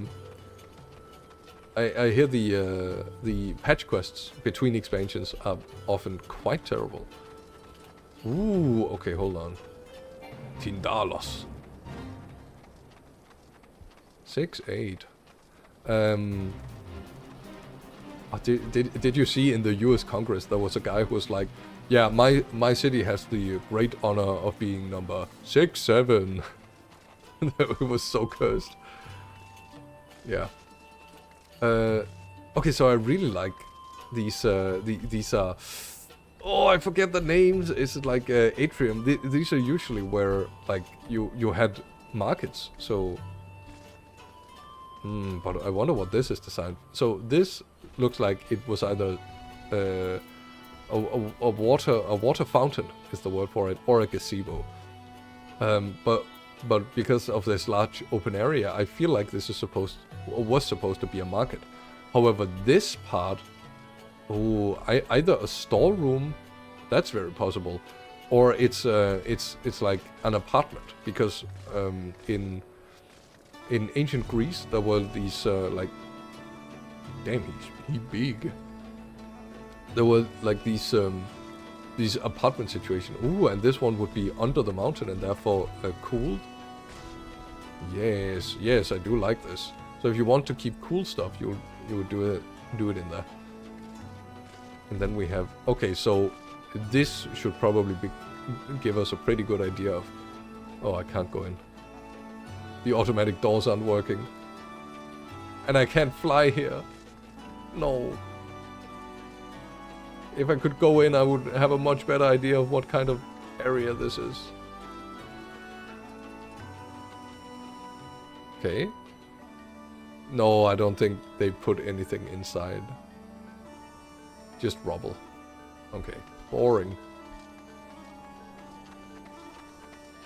And yeah, this is a copy-paste of what we saw earlier. I'm such a fan of like buildings that are built into the ground. Wait, this one isn't built into the ground. No, it just follows the steps up. Wonder how they would then cool it off, because I know in the Middle East they had like a ventilation system that was basically air powered. Like ventilation isn't usually air powered. Good job, Sigurd. But like they had these big towers where when the wind was blowing, it would like funnel into the building and then push all of the remaining warm air out. Shut up. Okay. Yeah. So. Oh, kind of like this. Kind of like this, but this is more like a watchtower thing. But it kind of like this idea. It's like a big square thing. Wait, where am I? Oh, okay, I'm almost there. But yeah, this is the part that we saw in the in the intro, in the cutscene, where that has got to be that, like. Wait, it has a chain? Huh. So it's like anchored there. Okay, so it's probably like an elegant... Sorry. Is it called? Is it elegant? Charlian? Probably like an old Charlian place thing. Oh, it has these green runes. Maybe it's like... what's it called? Is it this place? Asisla? Maybe it's like an Asisla thing, powered by demons.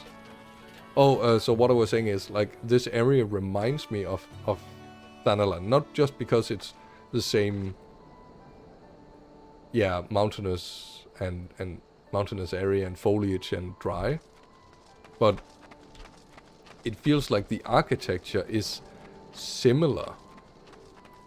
And since Thanalan has a lot of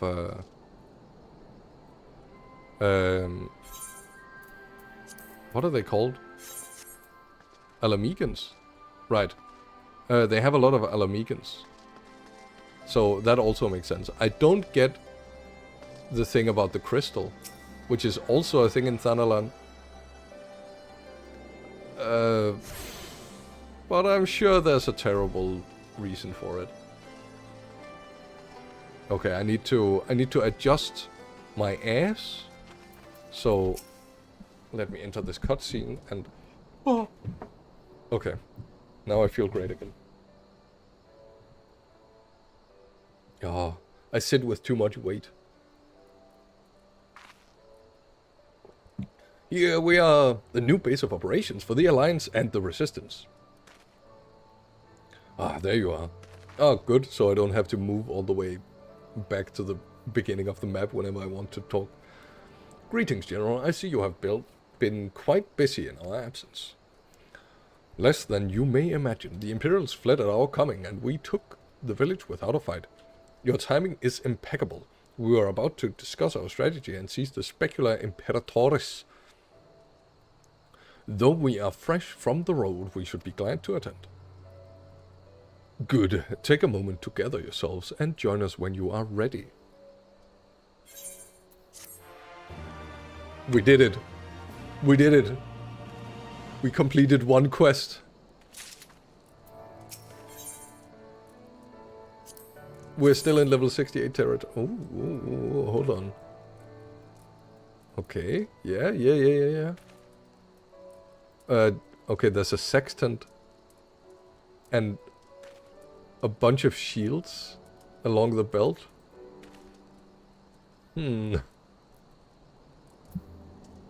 Judging. Oh, look at how many belts it has. That's a high power level. So many belts. And also there's a lot of light coming in. And it has a hood. This is the same but in green, and it has some blue paraphernalia on it, which I do like. Did the first one have that? No, that was red. Okay, I do. Stop. Okay, so I do like these more because it has a bit more color. I don't think I like the brown and blue purple stuff. I think this is the one I want to go for. I will accept this quest.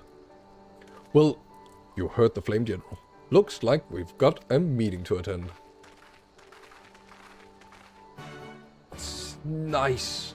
What a nice level. Okay. And... Sleeping Chocobo. This... Ugh. This is such a terrible pack animal.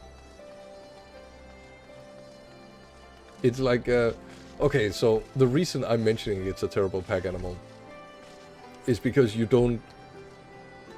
If you want this to, like, okay, it could be fine for, like, what's it called, for riding if you want to ride real fast.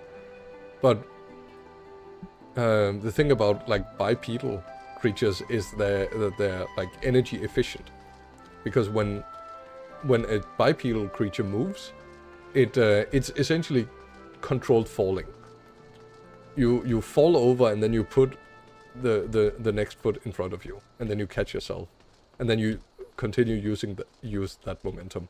Whereas a four-legged creature must push itself. However, a four-legged creature also has more legs to pull with, and it has like more power to push with, which is why you want it for hauling stuff or carrying stuff, because you can just put additional weight on top of it and it's no issue.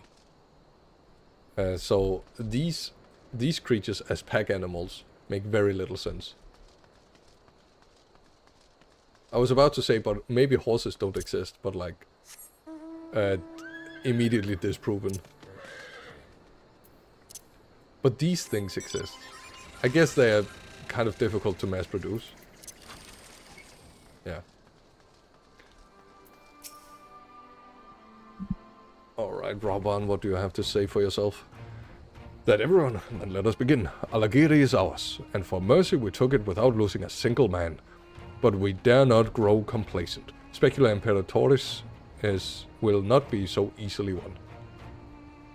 If I may, General, should we not pause to consider the Imperial's motivations? For Xenos to surrender a fortified settlement of strategic importance without so much as firing a shot is inexplicable. We searched the village and found no traps or signs of sabotage. Suspicious though it may be, I will not refuse a gift from our enemy. The path to Alamigo is to the east, through Specula Imperatoris and Castrum Urbania. It bears repeating, however, that the latter is home to a massive cannon with unparalleled range and destructive power. We're back to World War II with this one. Which means that we will need to strike Specula Imperatoris quickly, both to limit their ability to locate our forces in the field and to utilize the installation as a shield against attack, as they would doubtless not risk damaging the towers. A really cool thing about like artillery in the Second World War. So the Germans wanted to build a big cannon, and then they wanted to set big cannon on a set of railroad tracks and then transport it around. It was supposed to bomb the French, and then it just got bombed because it was a massive target, and it proved like essentially really problematic to have exist. But the Germans also built another lesser known cannon, which was supposedly strong enough to fire upon London from the mainland. And that is nuts. That is such a massive artillery piece. It never got finished. It was theoretically possible to have made, but yeah, it never got made because it was too important to bomb it, and it was too difficult to make. So it was like a massive resource sink, and it was easy to dismantle. Yeah, I believe that is correct. I really hope that isn't just a bunch of misinformation, but I'm pretty sure it is right. Which means that we will need to strike Specula Imperatoris Imperatoris quickly. Both limit the ability to field and utilize installation shield against attack, doubtless to risk damaging the towers. I see, then we have no choice but to accept what we have been given. Why, that's the way of it. I've no doubt that Xenos has got something planned, but we'll just have to deal with it when the time comes. To the assault then. The main host will commence a direct assault on Specula Imperatoris.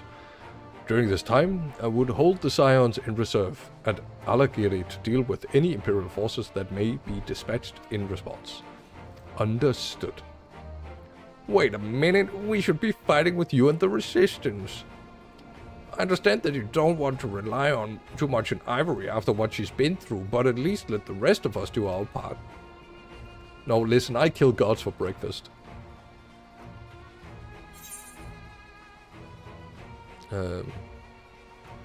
Yeah, just go fight. Get yourself killed by a massive cannon. Thanks, I knew you would understand. Mayhap it would be best if I accompanied you. Alice can stay with Ivory. Oh, go if you must. The two of us can take care of ourselves.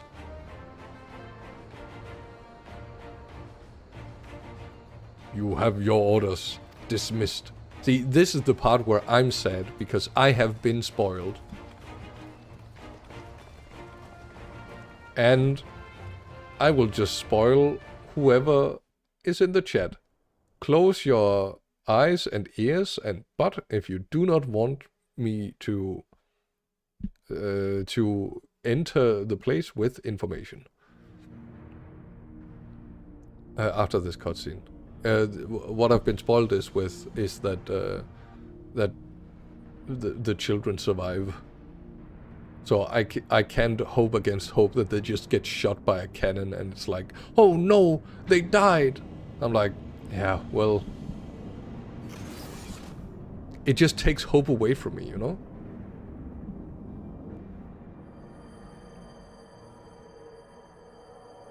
Wait, did they put Kyle in the machine? My head. My head.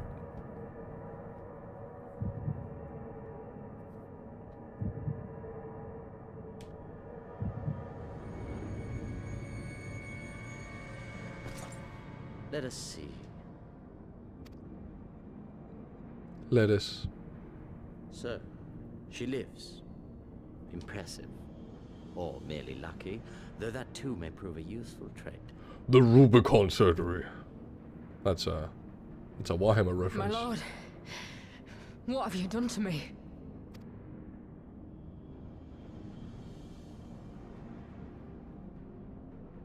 Though we Garleans are intellectually and physiologically superior in almost all respects, we lack the hereditary traits required for the reliable manipulation of ether, hence our unique inability to wield magics.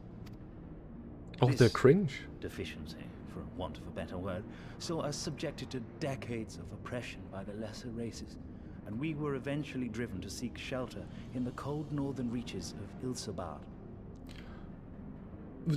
Who asked? Like literally, who asked?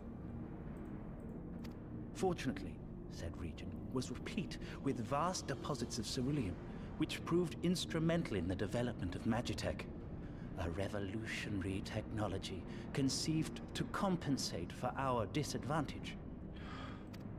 Shut the fuck It up. was with Magitech that we grew strong, that our nation became an empire. Yet, ultimately, this was an extrinsic solution to an intrinsic problem. What I wanted was not a crude device to be used in lieu of magic. Oh my god, he's finally getting to the point. Through modification of the Garlean genome, I argued that it might be possible to enhance a subject's ability to manipulate ether, effectively empowering them to wield magics. Alas, my theories were met with consternation in the Imperial Court. Oh my god, this is... Lord Xenos, with commendable foresight and wisdom, deigned to support my research. Oh, this is so bad. This is like... It's just exposition central. You gave me this treatment, but I'm not Garlean. Alamegan through and through. What you have been granted is far greater than mere magic. Before that lesser light, it is as a second sun. I am informed that Alagiria was recently occupied by the Resistance, and that an attack on Specular Imperatoris is considered imminent. This could provide an ideal opportunity to test her performance in the field. Your skulls, was it? They have joined the garrison at the watchtower? Yes, my lord. By your leave, I would rendezvous with them and lead a counterattack against the insurgents. No. Even were you to leave now, you would not arrive in time. There is another duty I would entrust to you. I will go fight Ivory. Sorry, the Warrior of Light. Oh, shut the fuck up, dude. Why are you here?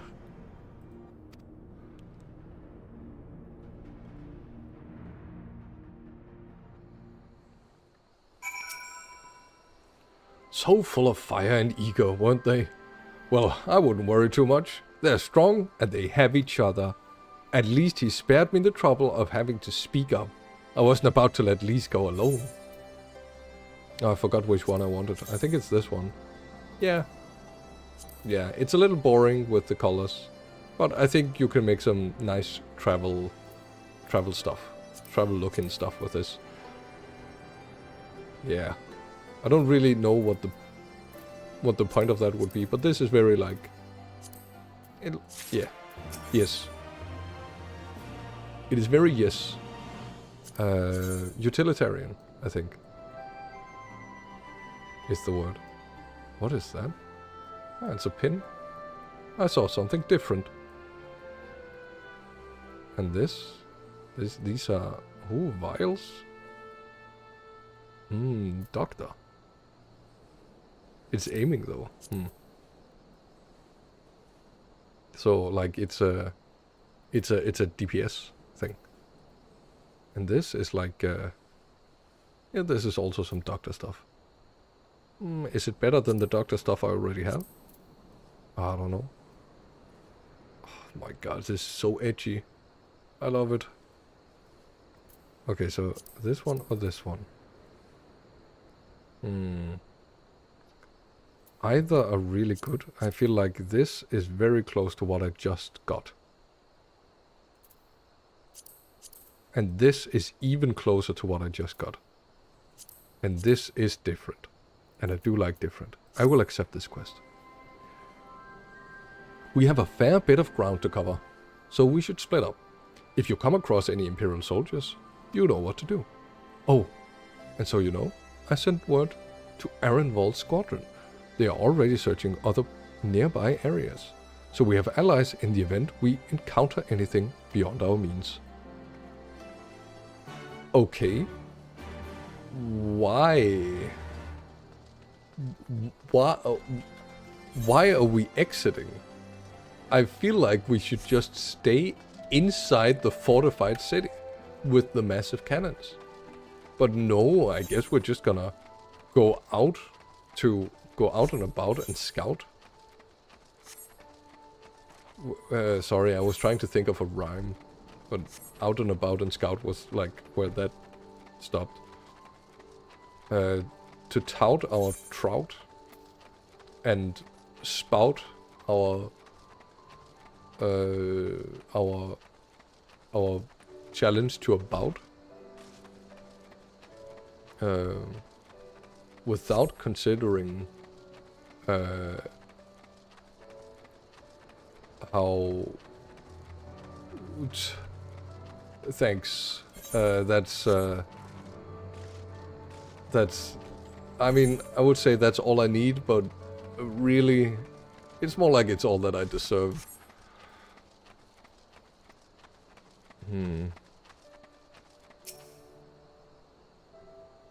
Yeah. Nout. Oh, Pout? Pout is also... That's a dog!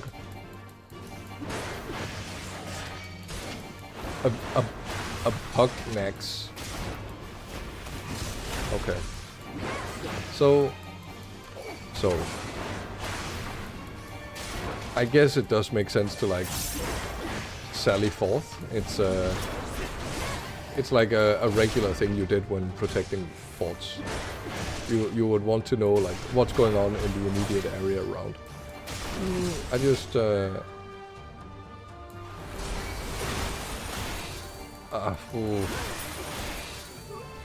I mean, I guess if you have the Warrior of Light and you choose not to send the Warrior of Light out into... Sorry, I'm just gonna discover this area real quick.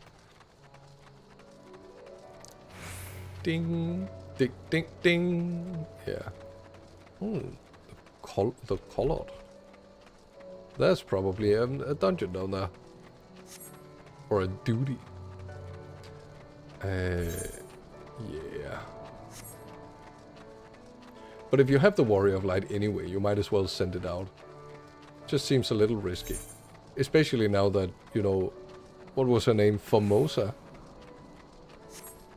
is gonna come by and say, I'm gonna beat your ass.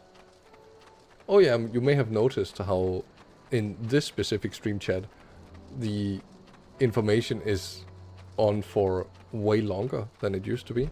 I think I've set it to 3 minutes, maybe 5 minutes, maybe 2 minutes. Either way, it's way longer than it used to be. And I like it that way, because if it is that, oh, my nether current. If it is so, I forget. I did notice something like that going on. Yeah, it's like the chat isn't going that fast, so I don't really have a reason to want to fade it out. And like I don't really see a reason to fade it out, right? So even if it was going fast, it would just disappear off the top. And if it was going slow, it means the chat will have my last message hanging about for a while. That is true. That is true. So it's going to maybe look awkward if the chat is really slow. But I think I'm fine with that.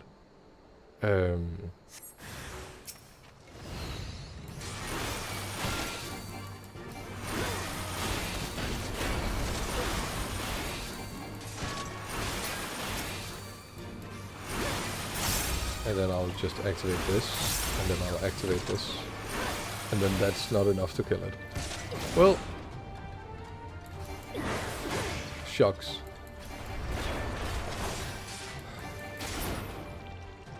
It is what it is. Yeah.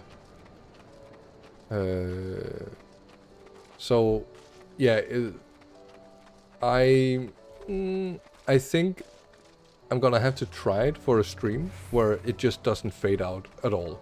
That was kind of what I wanted this stream to be, but I'll have to, you know, I'll have to figure it out for the CSS part for next stream. Give me a moment, Ivory. Say that again, if you would. No. Maintain your distance for now. Understood. Keep me apprised of any developments. That was Aaronveld. The pair was spying on us. And the fringes has followed us here. What about you, Ivory? Any trouble? Nope. And there I was thinking we might be due for some space and squad. Glad to hear you dealt with them. I hope the assault on Specula Imperatoris is going well. I'll take that one.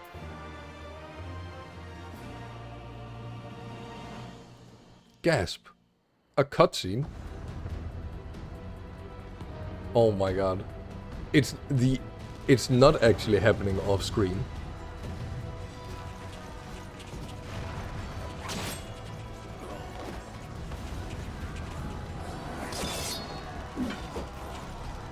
Man.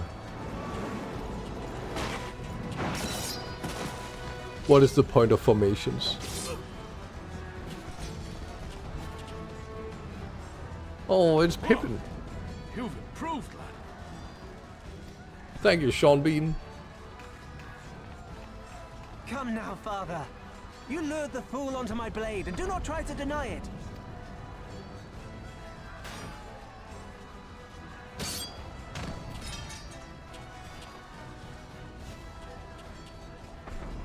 Our work here is all but done.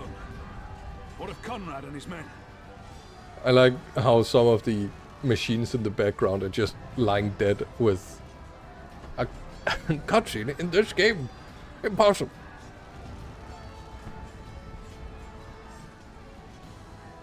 Yeah. They are for the main tower. The skulls have offered fierce resistance thus far, but Conrad seems to believe he can convince them to lay down their arms. Then we will tend to the stragglers down below. With me!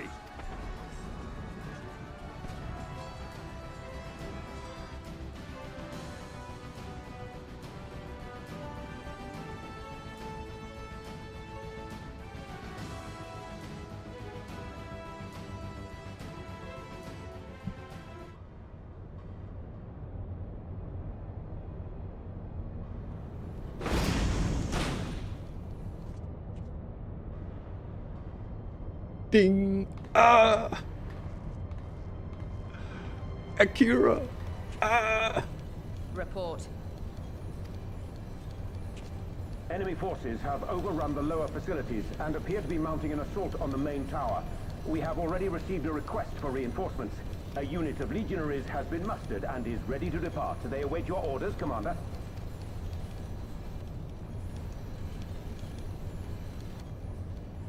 Stand down. Commander? Tell them to stand down. Commander, if I may, our people, your people are still in there. They will be slaughtered. You think I don't know that? I want nothing more than to help them. To lead the bloody charge. But I have my orders. Lord Xenos said no reinforcements. He would have us use the main cannon to destroy the installation. What? Kill our own soldiers? You must be mistaken.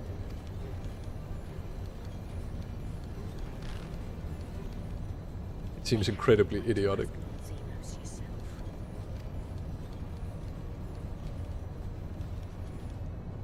I thought not. Initiate the firing sequence. What is the point of having a defensive structure? Even in this, they are just people. They are just people. They're just people. Like, no, what I don't get in this game is like, why have defensive structures?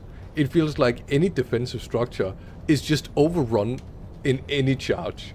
I don't get it. Like, the point of having a defensive structure is not so few people count as many people. It's such that few people count as an infinite amount of people. Because you cannot take fortified, like, places unless you're willing to sacrifice, like, okay, it's not an infinite, but like, you would never, ever, in a war in medieval times, choose to attack a fortified stronghold head-on. It is so stupid. In ancient times, you did a little bit, because for some reason, the armies were just, like, comprised of tens of thousands of people. So you could do some truly insane tactics, like, one of my favorite is, you just have a bucket of sand, and then over the next 10 to 20 days while you siege, you just, every day, you just walk over to the wall and dump your bucket of sand, and then, like, a bunch of people hold shields above you, so you can, like, walk in, dump your sand, and then walk out. And then you do that for 10 to 12 hours, and that's what you do. And then at some point, you just have a ramp that goes over the wall. Absolutely love this. Like, these crazy strategies that people used to do, because they just had the manpower for it. However, it just didn't make sense in when we entered the medieval period. You would just, instead, lay siege to an area. So simple. Yeah, exactly. You would just lay siege to a castle or a fortified area and make sure no food could come in. And then over time, you would just wait the people inside out. That's a movie. Sorry. the defenders, you would wait the defenders out. And in such ways, wars were fought and won without a single battle ever being fought. Because people just capitulated when they lost enough castles. Or they sieged and then re-sieged. Like, a lot of nothing happened. It was shit to be in the trenches. But, like, a lot of nothing happened for months and years. So the people were incredibly scared of making, like, a full attack on a fortified stronghold. And these guys have guns. Like, they can build towers, and they can build walls that you can't just shoot through. Man,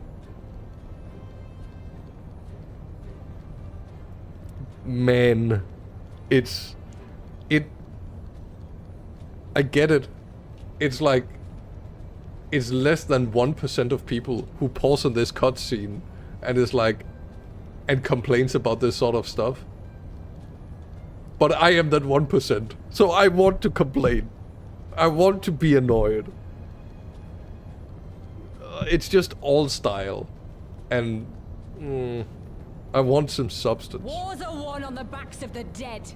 Theirs and ours. There is no truth but this. We must remain firm and resolute and always, always do our duty. Now, give the order.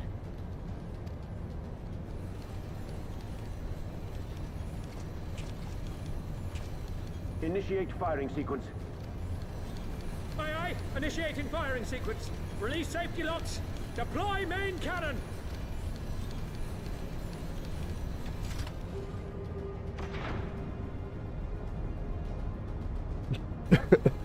Click. Alfred, Rudolph, Emmet. For us. For our people. For our future.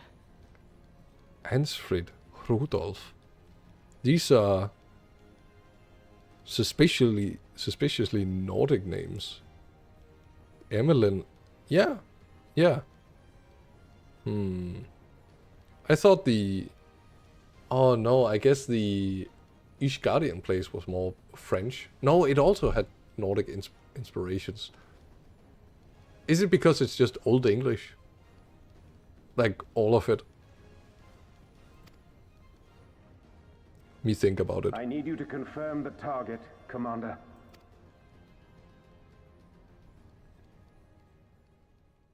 Specula Imperatoris, main tower. Fire when ready.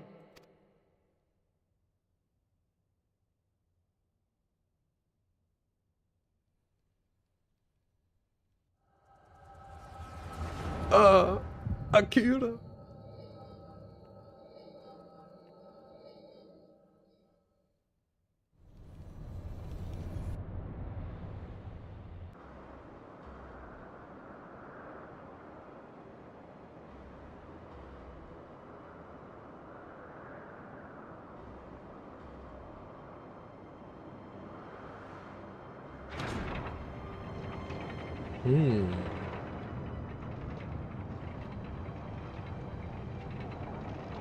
Ooh, big cannon. I like big cannon.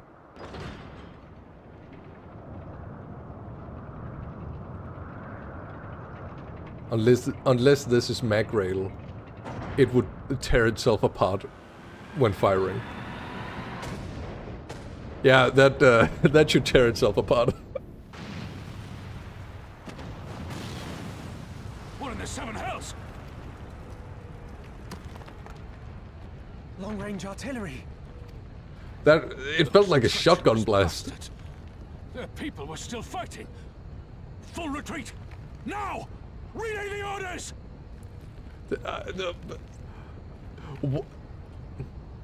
That gun could like... It's so big. It could like shoot Rolga's Reach. That's how big it is. Understood. But why is it only brought up now? All forces retreat! I repeat, all forces retreat! Like, the cannon was so big that it almost touched the tower.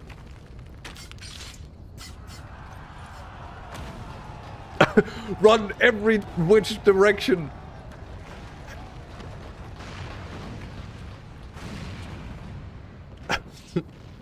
An organized retreat indeed. Oh shit, I haven't unlocked flying. Maybe it's genius. I can't fly over the area. By the 12th, did you see that? The main tower just collapsed. You heard it too, didn't you?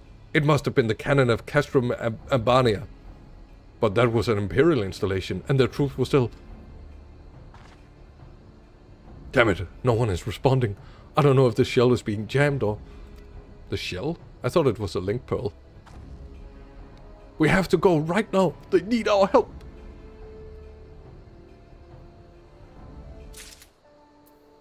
Alright, let me just accept this quest real quick. This way, there's no time to lose.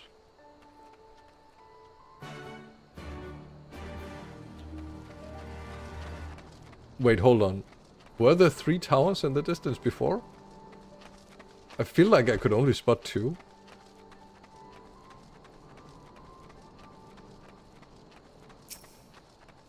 Which, you know, is a little cowardly. I'm just... Hold on. I'm just gonna do this. Okay, I'm off. I just wanted to... Bam! And now I'm rid of my rage meter. So I'm no longer Super Saiyan.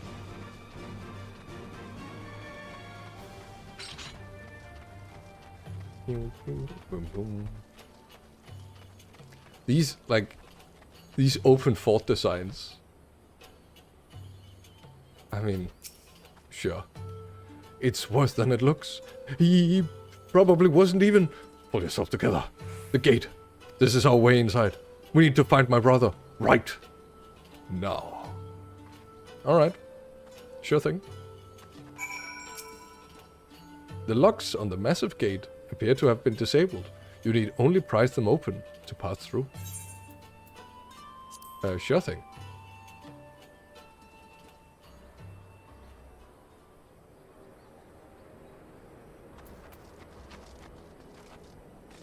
Oh, okay. It doesn't seem like we ran away. All right, where's Lisa and Alphino? I'm glad you're here, Lieutenant. In case it isn't obvious, the Imperials fired on us, on Specula Imperatoris. I didn't think they had it in them. To kill their own men, just to kill us. Gods, damn them all. Where's my brother? Tell me where he is, I want to see him. He was in the tower when it was struck, but that need not mean anything. Our forces are still evacuating, and many remain unaccounted for. Alisaie, listen. There are soldiers wounded and dying all around us. Soldiers with families just like you and me. They need our help. Do you understand? He's right. I'll take the north, you'll take the east. I don't get it. Like, just regular people? Why would we help regular people? My god, sorry, I have been so distracted that I completely forgot the 2 messages that have been on screen and then faded off screen. See, maybe this is the reason why infinite time messages is good. The main translator loves to use Old English. Yeah. I mean, that is kind of evident. And you say much trained. I guess that is for the that was for when they just ran everywhere. Oh my god, look, it's a highway. These always look so strange, I think. Where you just have a regular highway with like lights on.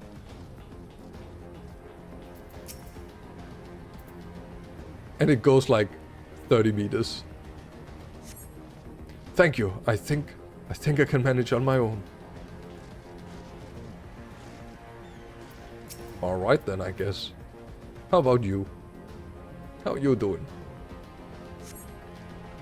For a moment there I thought I was bound for the Thal's Great Hall. Ye gods, what were the Imperials thinking? Sorry, I couldn't read. Hey, pull my finger. Hey. Hey, pull my... Hey. Just give me a moment to let the world stop spinning, would you? There. Alagir is not far. I'll make it. I'll make it. Yeah, so he's fucking dead. Jump. Oh yeah, the Temple Knights. Damn, this is taking a while.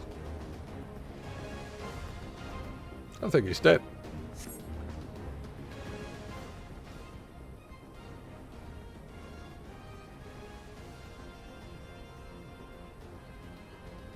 Ugh, everything hurts. I think I was struck by debris from the tower. Wait, I know you. Ivory, ward of the House of Phantom. We fought together on the steps of faith. You saved my life back then, and now... Yeah, listen, I don't know who you are. I can walk, thank you. 1,000 times thank you. I didn't do anything. Conrad, can you hear me?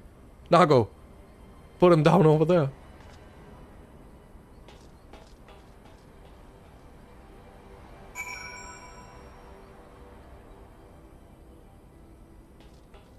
Whoop. Oh, I found them.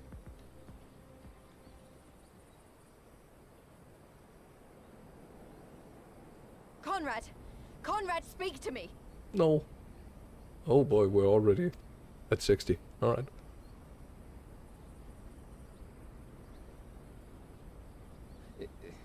It was all so sudden.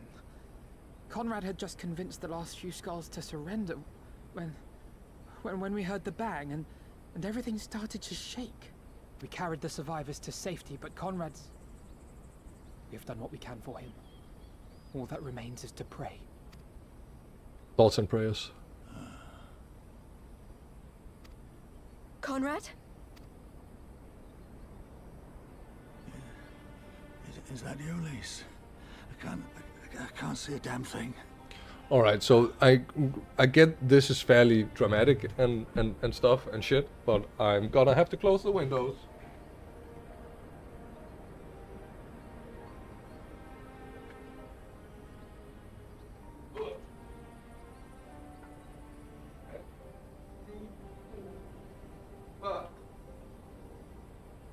Alright. I'm back.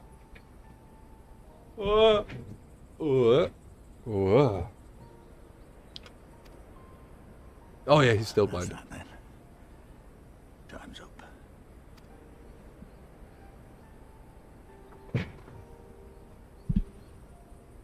What are you talking about? You'll be on your feet before you know it. Damn. It's all right, Lise. I've lived long enough. But listen, I want you to lead the resistance in my stead. Don't say another word. You'll recover. We'll recover. We'll bring freedom to Alamigo together. We're not going to stop here. No, you won't. Everything we've built, everyone we've brought together, I know you'll show them the way. You've got it in you, Lise. Not because you're Curtis's daughter or Ida's sister, but because you're you. Because you're you. Conrad.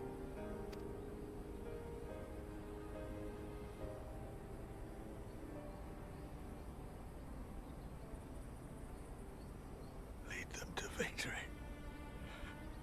To freedom. Damn.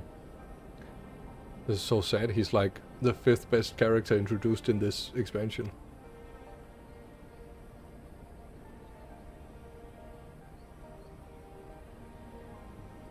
I will, Conrad. I will. I promise.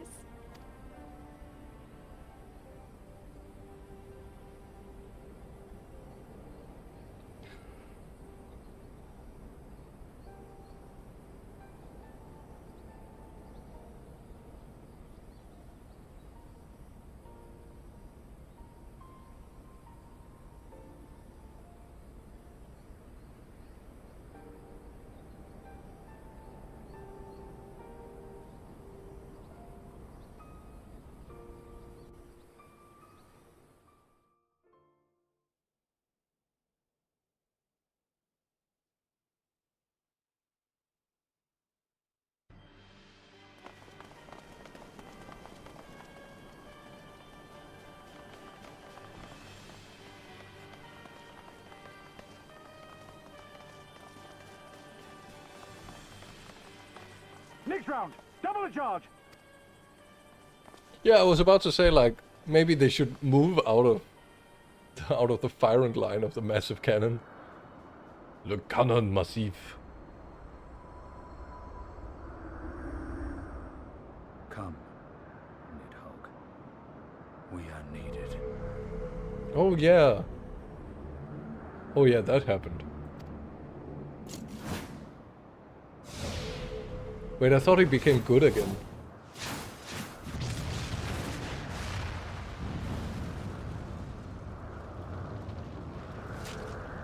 That's the cerulean pipeline. Oh, so ceruleum is magic oil. Okay, got it. Impossible! How can one man... Shoot the bastard! Shoot him!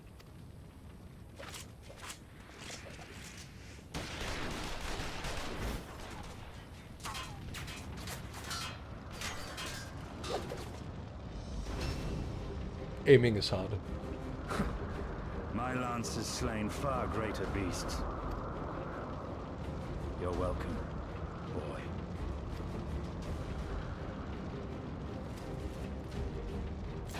Boy? Like Notify Alpino? all units! I want that intruder found! And get the engineers to fix my bloody cannon!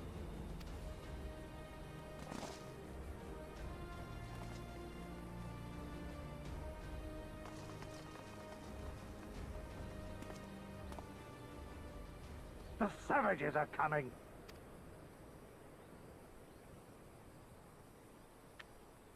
Okay, so that was the first out of 3, right? Because there are 3 towers. And then there's the castrum itself. We could have killed them. We could have walked away. But instead we tried to convince them to lay down their arms. We tried to seek a peaceful resolution. We showed them mercy, and this was their response. Fire and blood. This was their answer. Such crimes cannot go unpunished. They must not. God as my witness, there will be a reckoning. Okay. Are we about to see some war crimes? Level up. Ding. Forgive me, this is not the time for vows of vengeance. Oh, come on. We must remain calm and rational and in control. The Imperials have demonstrated a willingness to fire on their own. So long as we remain here, we are in danger. We 3 will see to Commander Kemp's body, find my sister and return to Alagiri.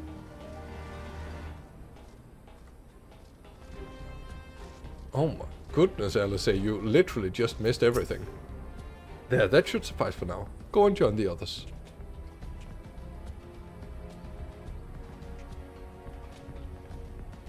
Tell me you find Alphino. Tell me he's alright. No. Oh, thank the 12. I don't know what those saying with the resistance without Commander Kemp. Sorry, not here, not now. We should return to Alagiri. I guess. Keep an eye out for any wounded who need to help on the way. Oh, it's a thing. It's a Vista. Vista Pizza, hold on. Gonna go to bed? Ah, that's okay. That's what you get for working in retail. I found a bunch of retail, or how it feels to work in retail videos. Shorts. I should probably send them over to you.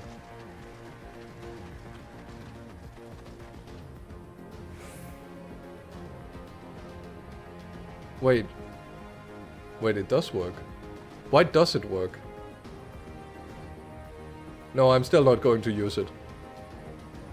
Okay, so the YouTube does work with this thing. But I still would rather use my own, because I think my own is cooler. And also I will have it locally on my computer, and that's the only reason. But I guess it does work. I made it work. Okay, I'm stupid. Shut the fuck up, Carsten.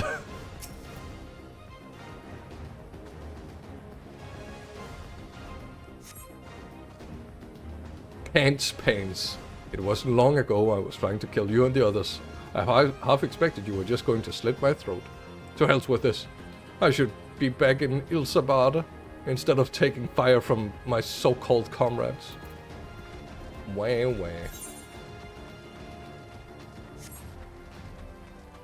Having two different accounts is fun. Yeah. And you know what it also does? It boosts engagement. It means there's a bigger chance that someone will find anything from either place.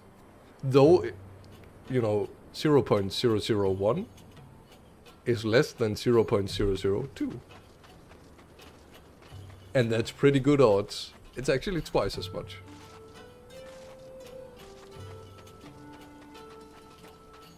Wait, what am I looking for? Oh yeah, a resistance fighter.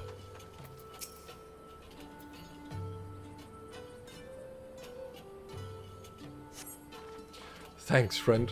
Bloody tourniquet came loose and I was having trouble getting it back on. What is a tourniquet again? Hold on. Tourniquet. Is it... It's like a belt? Oh, it's like for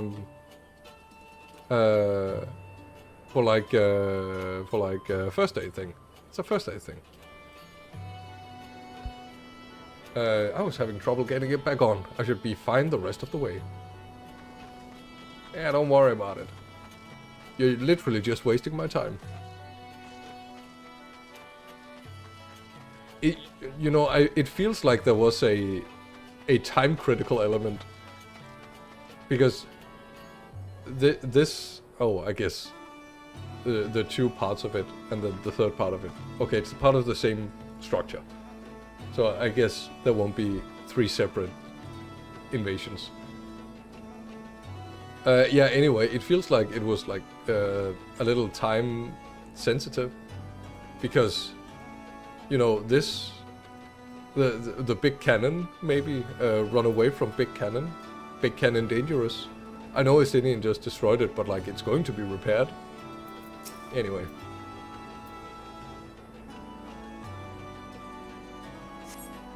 Oh, bless you. Wait, that you? I didn't recognize you at first. Been feeling all dizzy. Must have been a lot of blood. I can keep going. I can keep going. Yeah, so let's go all the way back to the town, which is like all the way down here.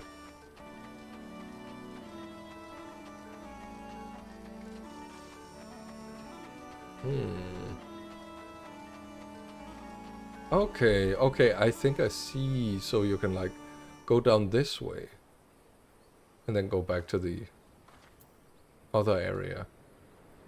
But you can also head over here with the locks, aka the lakes. And then there's the last area, which is here. Very interesting. Okay, guys, do you think maybe we'll, you know, complete the game, or at least the expansion tonight? It seems realistic, right? We have a few hours left. Wait, where am I? Oh, right, I'm almost there. I love engagement from chat. The best part about chat is when they don't answer me. Maybe it's because it's delayed. You know what? I'm just going to choose to think it's delayed by like 20 minutes. And then in 20 minutes, I will have forgotten that I asked a question. What was the question? Yeah, exactly. Who knows? It's not like it truly matters. The question was whether or not I would be able to beat the expansion within, you know, today. And I think it's pretty possible. We're almost there. Ivory, we have given our commander camp's remains for safekeeping. Later, I have no needs to be reformed. For now, however, we must carry on. We must press forward. We must not give in to despair. Now, don't worry. That is not an issue for me. You don't think so? Ah, well. Ye of little faith. Okay. Gunblade. Looks like all of the other gunblades. I prefer the gunblade. Well, time will tell. All Alliance and Resistance units have now withdrawn from Specular Imperatoris. It is time we spoke with General Alden. Who is General Alden? Oh, digging! Look at my man. Damn, how you doing? You digging? Yeah, that's what I thought. Alright, Roban. Wait, why did they call you that? And not just Roban? These deaths weigh heavy on my soul, Commander Kemp's most of all. He was a wise leader, he was a patriot, but above all else, I accidentally skipped the information. Yeah, he was important to you. We have suffered a grievous defeat, but we cannot and will not renounce this cause. The die has been cast. Hold tight to this grief, this anger, and let it drive you forward. Let it be your strength and your shield when next you face the enemy. It will carry us far, General. Of that I have no doubt. Ere we take another step towards Alamigo, however, we must first address the question of how to deal with Castrum Abania's cannon. If the Imperials are willing to employ the weapon without thought for their own soldiers' safety, we may struggle to approach them. Ah, you know what? I realized I need water. Let me pour some. And then after it's been poured,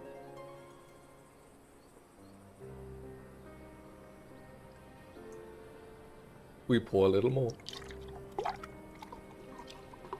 There you go. Now it feels like it's the ASMR experience that none of you came here for.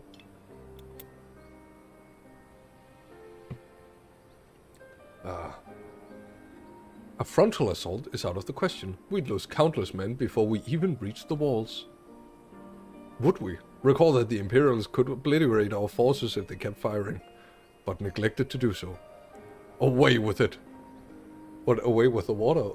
No. They had no strategic reason to cease fire, which begs the question, why did they? You suspect they were unable to fire the cannon again? Mayhap due to a malfunction. Or one of their officers found his conscience after the first barrage. Or a heretofore unknown resistance faction chose that moment to disable it. There are many possibilities, but the fact remains that they stopped when logic dictated they continue. Then I'll just have to go and see for myself if the cannon is still operational. Are you mad? Conrad put you in charge of the resistance. We can't risk losing another commander so soon. I know how you feel, Nago. I do. But I need you to understand. It wasn't long after Papalimo and I arrived at Rolgor's Reach that Conrad first asked me to join the resistance, and then he kept on asking. Every time I said no, I told myself it was because of the Scions, but even then I knew deep down that it was an excuse. That I was still afraid of following my heart, because I couldn't be sure if it was for me or for either. But then I met someone on the other side of the world who had struggled with the same worries, and as we traveled and fought together, I saw him grow more and more. You can relax your stance, Nago. Like, come on. Chill out. And as we traveled and fought together, I saw him grow and become the leader his people needed him to be. And now it's my turn to do the same. There's not a lot of us left. And of the ones that are, many are still wounded. We have to make it with what we've got. And I'm the best qualified. It's as simple as that. But don't worry, Nago. I'll come back. I promise. Lise, you really actually are not the most qualified.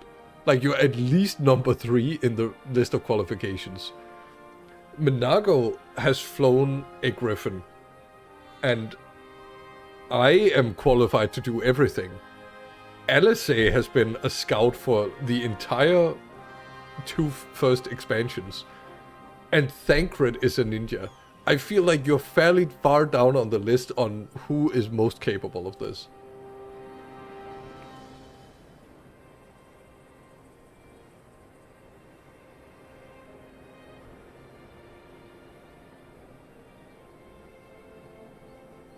While I acknowledge Commander Hext's right to carry out this mission, I see no reason why she...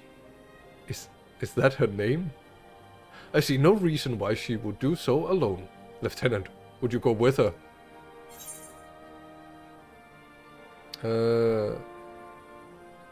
Yeah, I suppose someone's gonna keep her alive.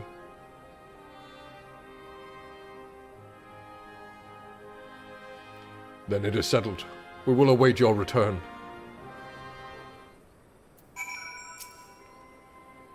Sorry to drag you into this, Avery.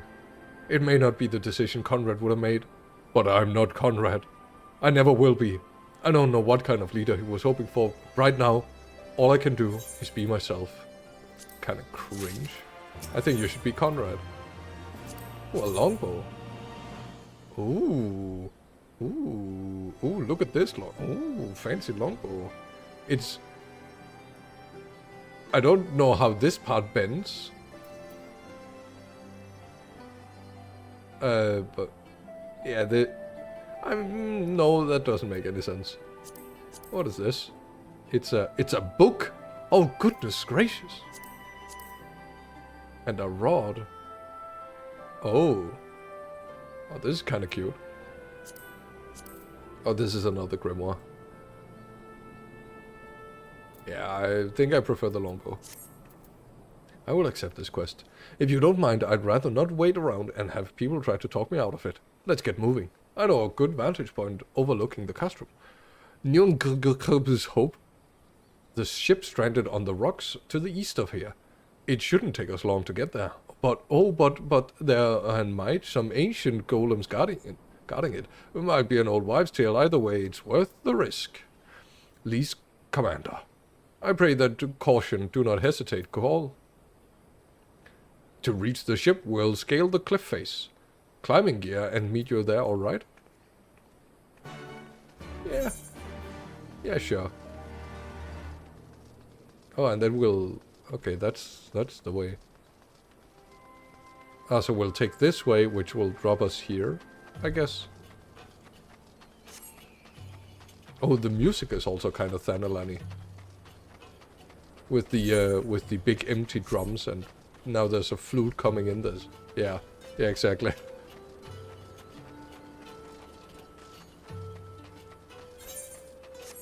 like a big, I want to call it dusty, but that's not the right word. It's it has room. It has a bit of girth.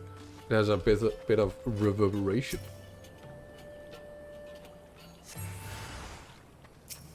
Oh, it's a rock.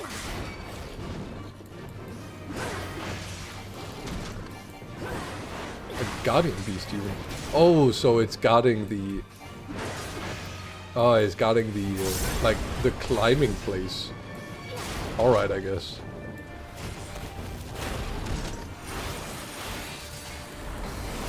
Wait, what is this? Nascent flesh?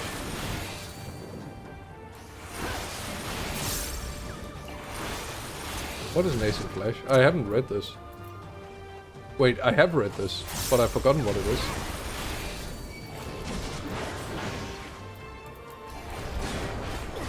Gets nascent flesh. The effect restores health with each weapon skill successfully delivered. To target party member. Oh. Oh, it's a support thing. Disgusting. I'll move it here. With each weapon skill. Cure potency. Restore HP equivalent. Can I target myself with it? How does one target themselves? I guess I can't.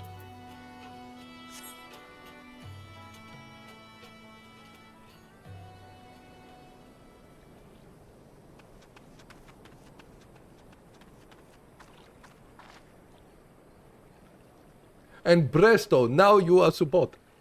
Sorry to keep you waiting. I see you've met the golems. Looks like the old stories were true, eh? In a way I'm glad. Wait a second. I thought that was a paladin thing. I thought the paladins were the ones to be able to point at others and say, now you get healing. Why do the warriors get this? I thought the warriors were like, now I get healing. Are any of the tank classes any different? Except for Gunbreaker, that is boring. Ugh. And, you know, the other one, the Dark Knight, which is bad. But I do like the big sword. Sorry to keep you waiting. I see you met the golems. Looks like the old stories were true, eh? In a way, I'm glad. Right then, time to climb. Time to climb.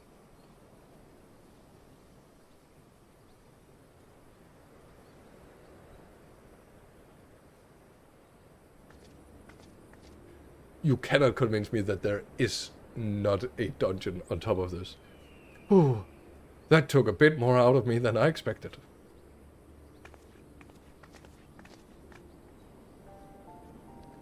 And here it is.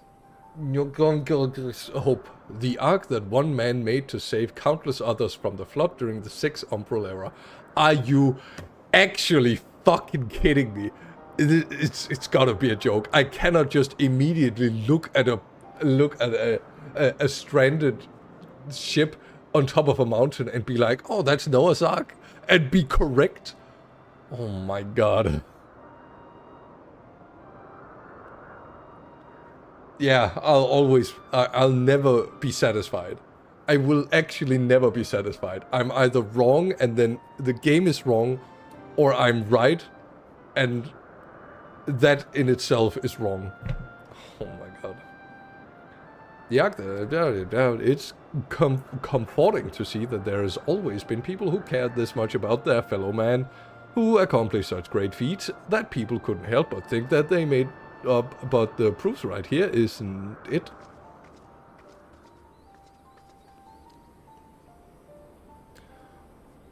I don't just mean the ship, you know. I mean you. Long before anyone started calling you a hero, you were there for those in need. You did things for people when you didn't have to. Sometimes, even when they didn't want you to. It can't have been easy, staying true to yourself. But we're all better for it, me included. Listen, I'm just a fuck-ass cat. I get XP. I'll never be a leader like Conrad, or Ian, or my father, the king. But I can be a friend to you all, and I can fight by your side. I can be me, and that'll just have to be enough.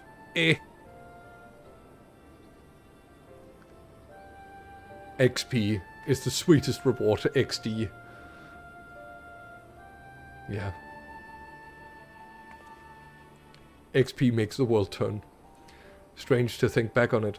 If we'd been standing in different places, or if the shell had struck the tower differently, it would have been me instead of Conrad, or maybe both of us. I think you're higher level than him. What kind of monster murders their own?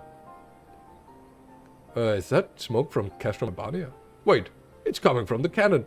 Look at how big the fucking cannon is. Like, are you actually kidding me?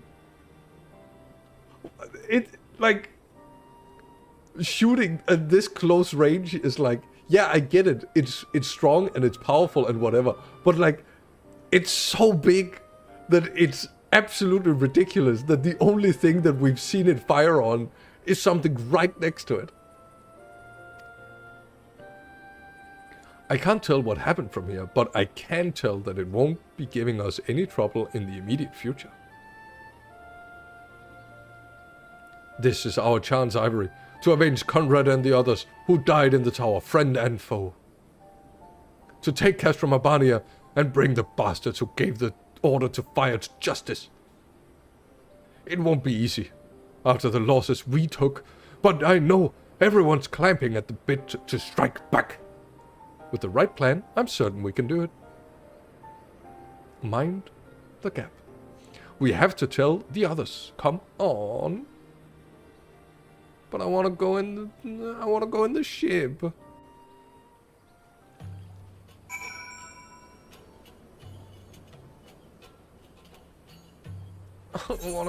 to go in the ship though. Oh my god. Please. Easier down than up, though not necessarily safer. Anyway, no time to rest. We need to convince the others to strike now before the Imperials have time to fix their cannon. Longbow. Yes, complete. And this one has a longsword. I do like longswords. Okay, yeah. Wait, and if I draw it, it's... Where's the drawer? This one. Oh, it's a paladin. Paladin longsword. Okay, in that case, I think this would be better than as a two-handed. What about the war axe? It's big and it's red. Can I twist? Can I twist and turn? Oh, I guess I have to.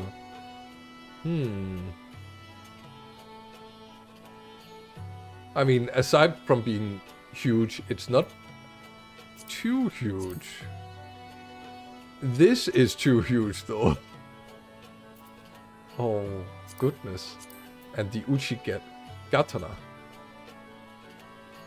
Yeah, you know, just like all of the other katanas.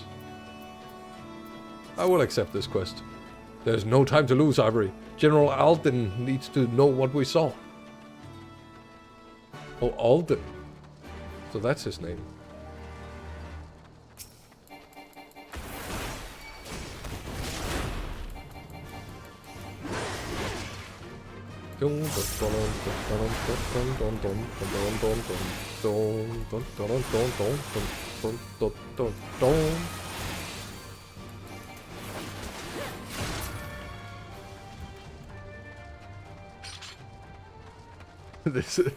This eyes glowing red. I love it. Frank. His name is fucking Frank. White Harry.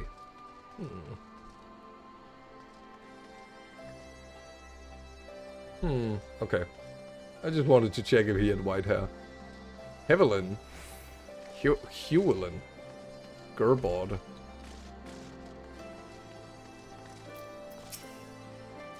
Oh, hey Pippin. I didn't see you there. You are returned. I only hope you bring good news. We scaled the cliffs near Kev's Hope and spied smoke from the Castrum Urbania's main cannon. I think Marshal Torpin is right. They didn't fire the cannon because they couldn't. The cannon seems to have been disabled somehow. Then we must attack Castrum Urbania at once. It could still be a trick, but if it isn't, we may get a better opportunity. You know what? I'm going to take this moment to really appreciate the writing. Because I feel like sometimes in a lesser timeline, they would just have said, oh, they didn't fire, that means they cannot fire, and then they would just have continued the charge. I realize this is padding, so for that reason, I dislike it. However, for the simple reason that we, like, as in the game, we had to figure out an excuse as to why we can't just go ahead, not knowing whether or not the cannon would fire again is a pretty good excuse. I do like it. Actual writing. Bluntly, General, if it is a trick, it is an utterly baffling stratagem. Had the Imperial wished to wipe us out, they could have simply but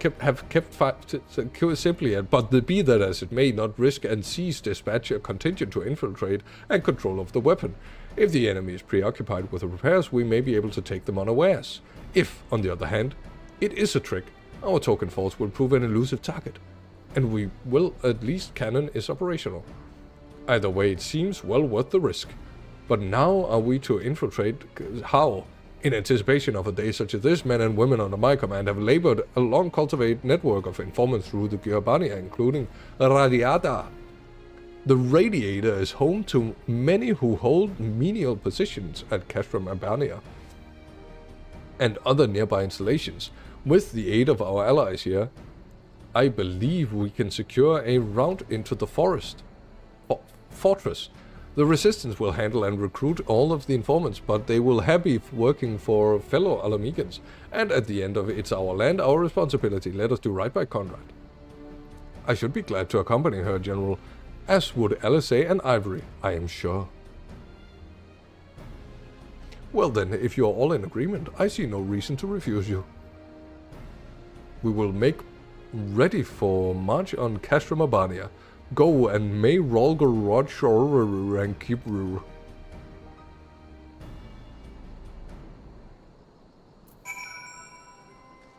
Hey, Albedo. My apologies for speaking on your behalf. It would seem my sister's forthright manner is rubbing off on me.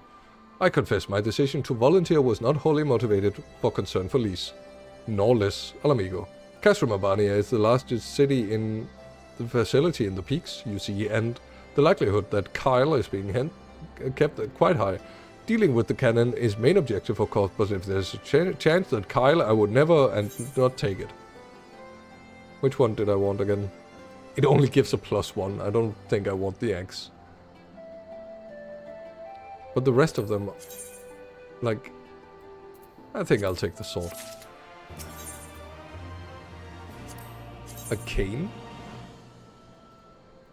Again, they call this a cane. This is not a cane. This is a trine from the hit video game Trine 2. That is a grimoire. That is a Palantir sphere. Oh, this time the sphere is the important part, not the... Oh. Oh, sorry. Wait, what is this? What? So it's a... It's the...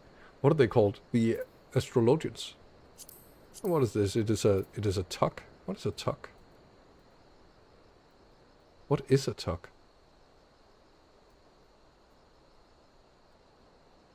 Oh, it's like... It's a bat? I like the idea of, like, just using a bat as a red mage arm. I will accept this quest.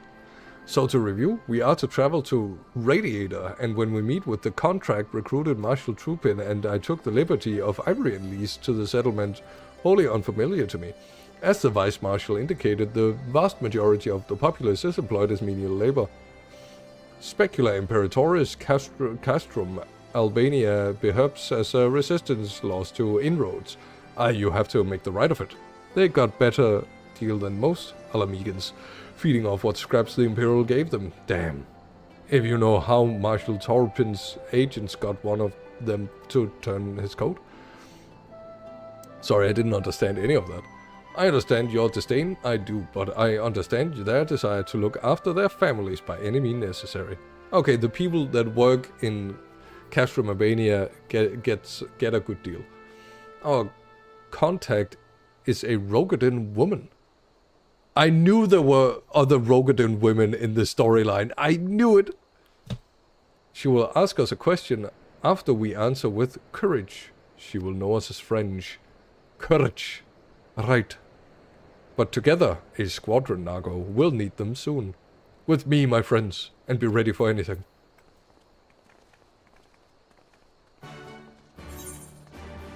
Courage. Courage the cowardly dog. I'll deal with that later. Okay, so we'll just run. Wait, the informant can't be here, can she? That doesn't make any sense. Because that's not at all where the castrum is.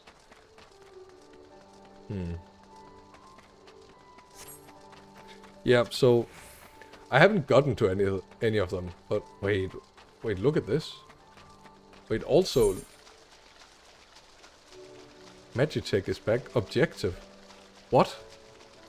What objective? Huh? Okay, minimap, keep your secrets. No, I was looking at this, which seems to...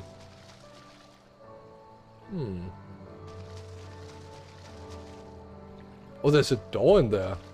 Wait, what is the point? What is the point of this? Probably a fate. Probably. But what is the point of this area?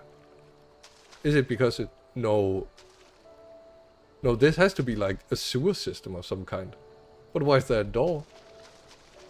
These are the great questions I will never get my answers to. And by great questions I don't mean as it's because it's not because the question is good. It's more like I have a great many questions. I can zoom out a little bit. Yeah, so I'd written a bunch of talking points that I maybe wanted to deal with at some point. Yeah, but not that one. And like, so I prepared a bunch of these talking points, but I never got to them. I just ended up talking about AI. Classic. And a lot of them are just kind of, yeah. Ooh, how to fix? Wait, sorry, I ran through because I was looking down. But recently is very new. Ah. Okay. See? What did I tell you? Let us continue on to the Specula Imperatoris. Oh, but I'm looking at this destination. Leave them for next week. Yeah, but next week they probably won't matter.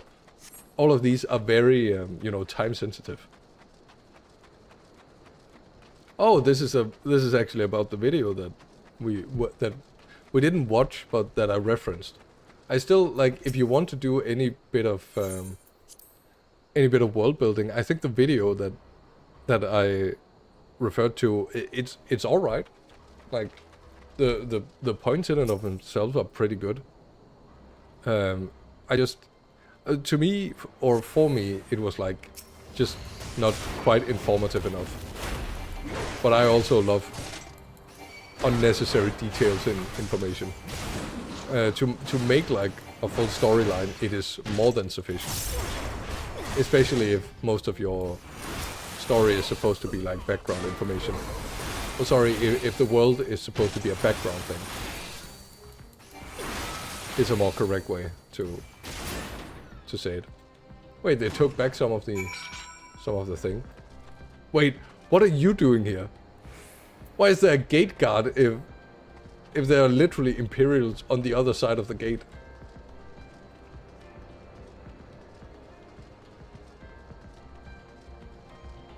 Okay, let's see. Did I write anything? Oh, yeah. The video. The thing the video needs the most, just to circle back to the subject, is like some real-world examples.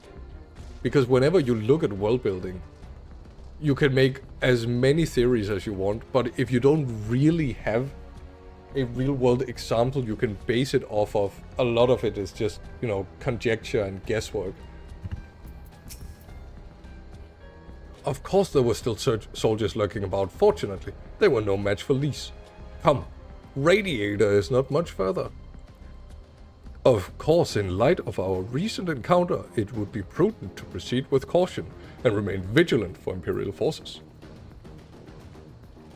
Yeah, or maybe the giant scorpion, or the griffin, or the true griffin. In fact, sorry, I had a hiccup burp there. Ooh. Okay, yeah. So we saw this in the in the last dungeon in the first expansion in not in Heaven's Ward, in A Realm Reborn. They had these as well, and the idea of a road made of metal, it seems really bad. So when it gets hot, it will like seek to expand, is one issue. It will be impossible to walk on or have any kind of like rubber on, because it will just melt and stick to it when it gets really hot.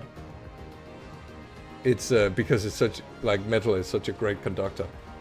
I guess they could like use it as some kind of maglev bullshit, where they just have a truck that flies over the thing, and because it's metal. But I kind of feel like that's not going to be the case. And also when it rains, it probably gets really slippery, and you can get tetanus just from, you know, walking on the road. And the metal is it's a pretty neat and nifty material that you can use for a lot of other things.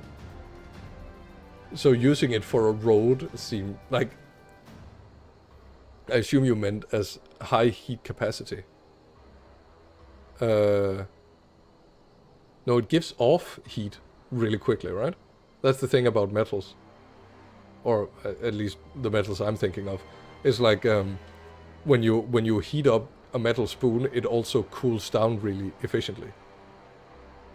Oh, I thought capacity was like how long it would keep its heat. Yeah, definition, schmeep schmap. Yeah. So. Yeah, the like to me doesn't seem too smart. The reason we use asphalt for our roads in the modern day and age is because it's literally the leftovers from the oil for uniform materials. Their capacity defines their conductivity. Alright, and a high conductivity is a high capacity, I guess, is what you're trying to say.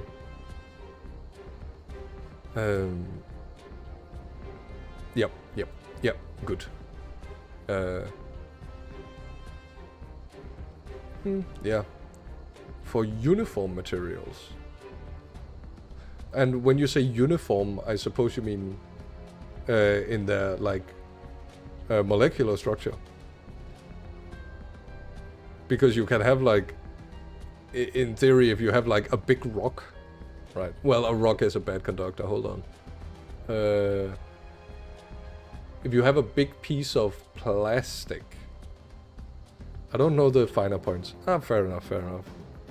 I mean, neither do I, so instead of guessing, well, it would be a great, it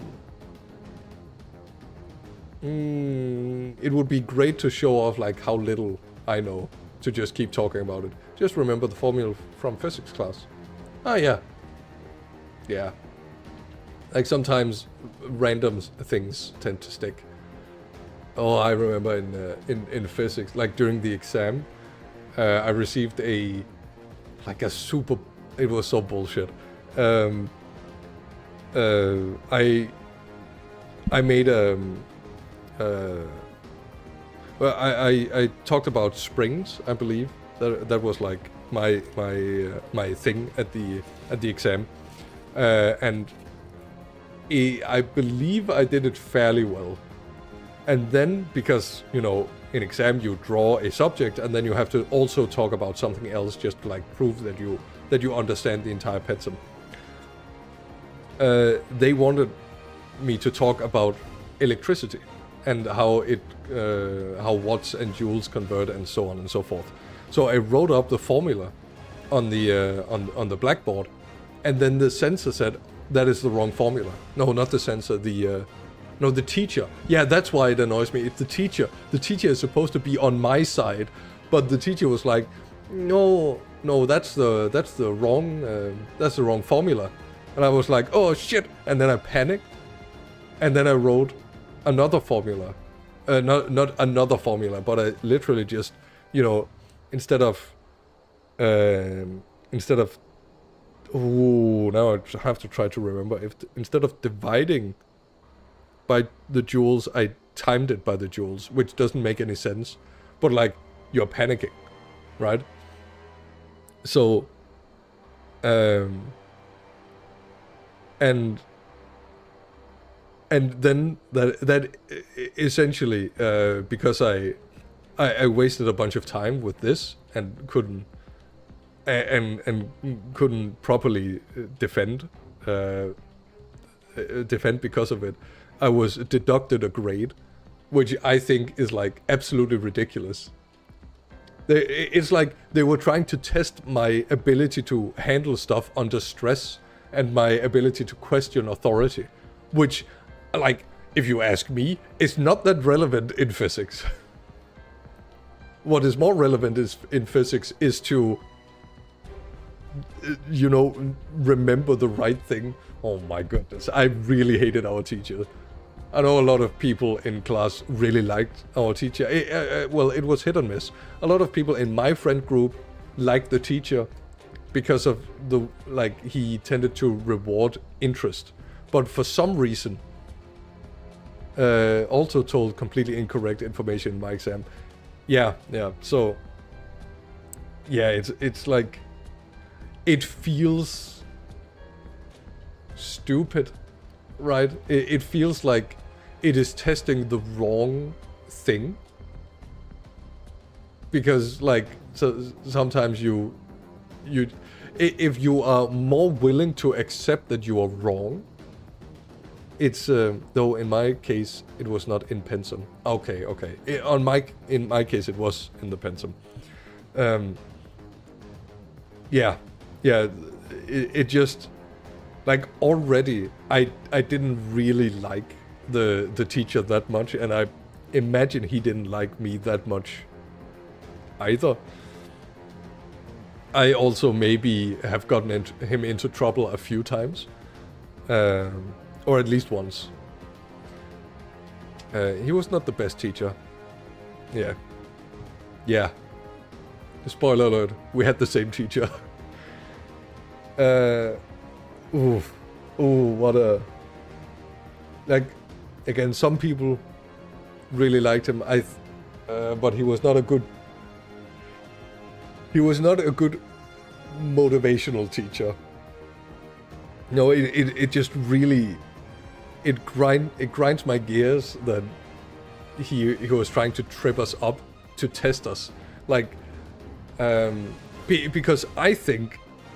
when you consider it, right, there's also the other side of the argument that, oh yeah, you should just have known the pensum better and be more ready to put your foot down and say, no, this is the right formula. But there's also a part of me that's like, some good qualities, yeah. Like every person has some good qualities, and like there was a reason he was a teacher. But what was I saying? But the other side of the argument is, if you're more willing and ready to accept that you're wrong, then that means you may have an easier time learning, which is also an admirable quality, right? So if someone tells you that you're wrong and you're just like, oh, well, okay then. If I'm wrong, then we'll just roll with that. I don't know. There were worse teachers there. Yeah.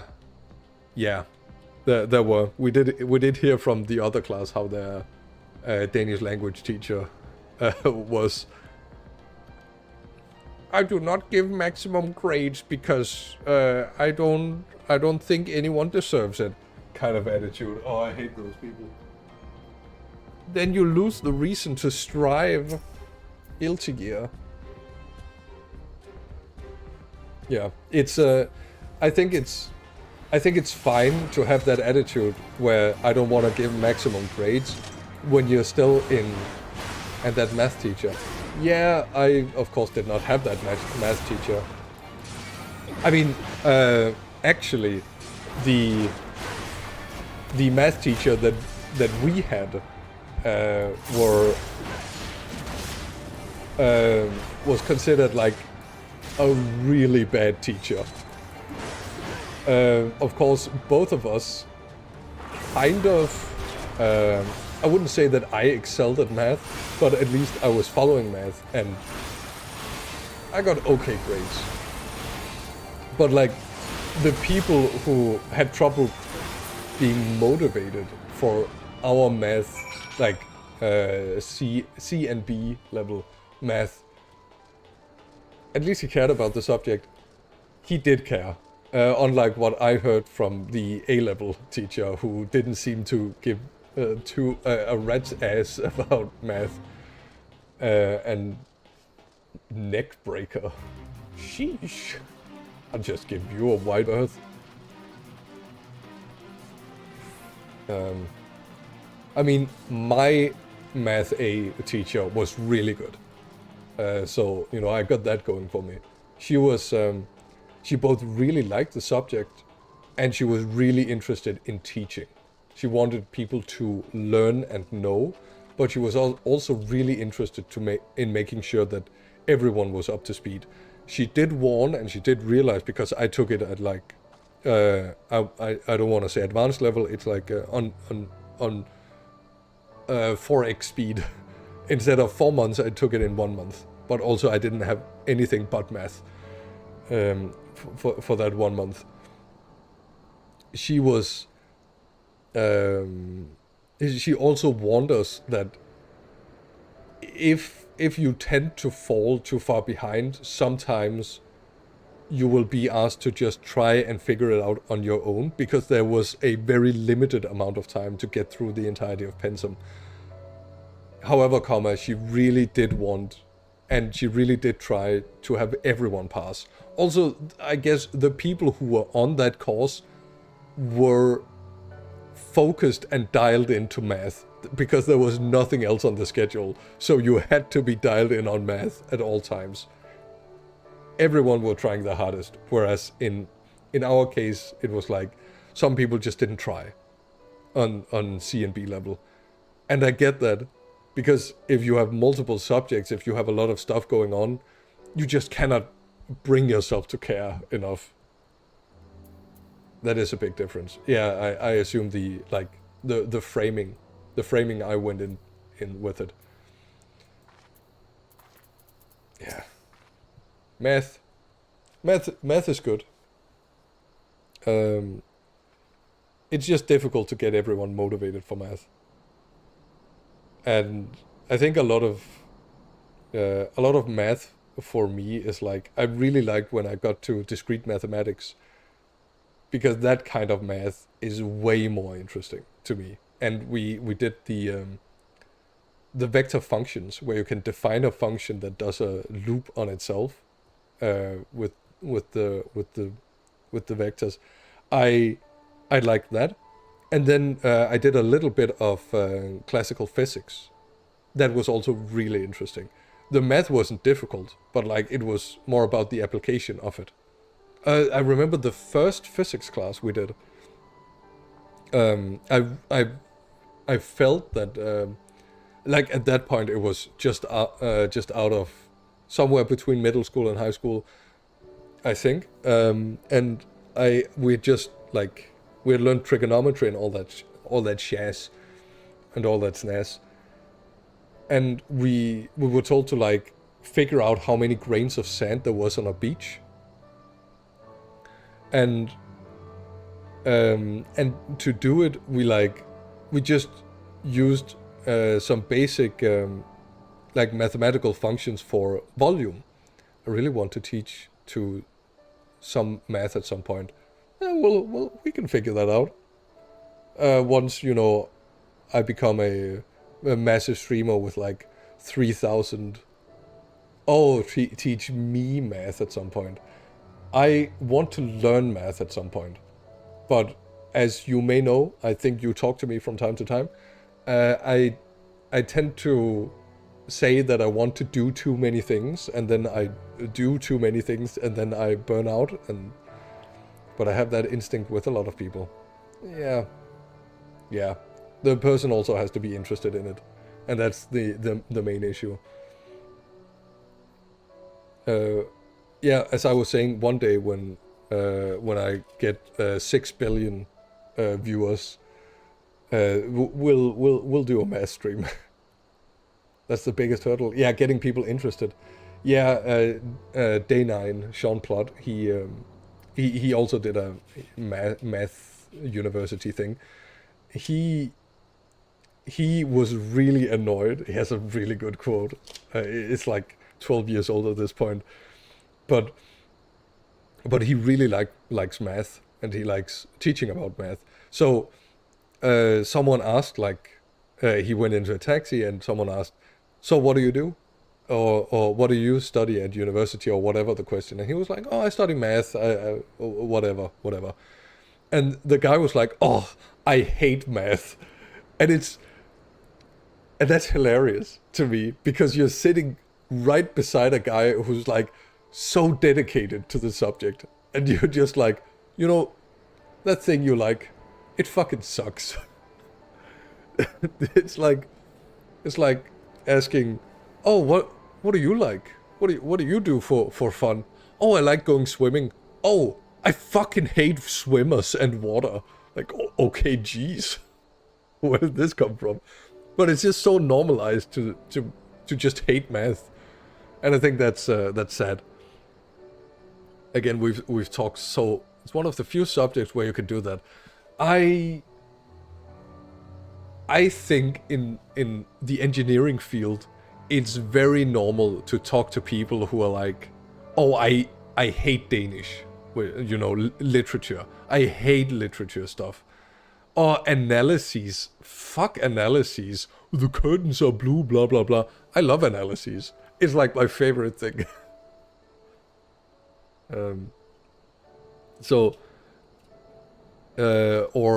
Or history. Like, so many people also like, oh, history, oh, geography. I can't remember anything from geography. And some people are just willingly telling themselves, I will never learn this. And when you have done that, you've closed off your ability to learn anything. Speaking of, oh, dot, dot, dot. Oh, it's because it's geography. Yeah. Like, the main issue is, as soon as you tell yourself, I'm not going to be able to learn any of this, then you just, like, you block out your ability to learn anything about it because you've already convinced yourself you will never know it. And that's also a massive hurdle for a lot of people. In my case, I know it's a matter of interest. Yeah. I see it. With me, the thing is economics. I'm so like I understand the basics of like what's it called in English? When I want something and I have a lot of it, it's like, you have something, you have a lot of it, you just want to get rid of it, therefore I can buy it for cheap. But if I really want it and you don't have a lot of it, then you can sell it for more.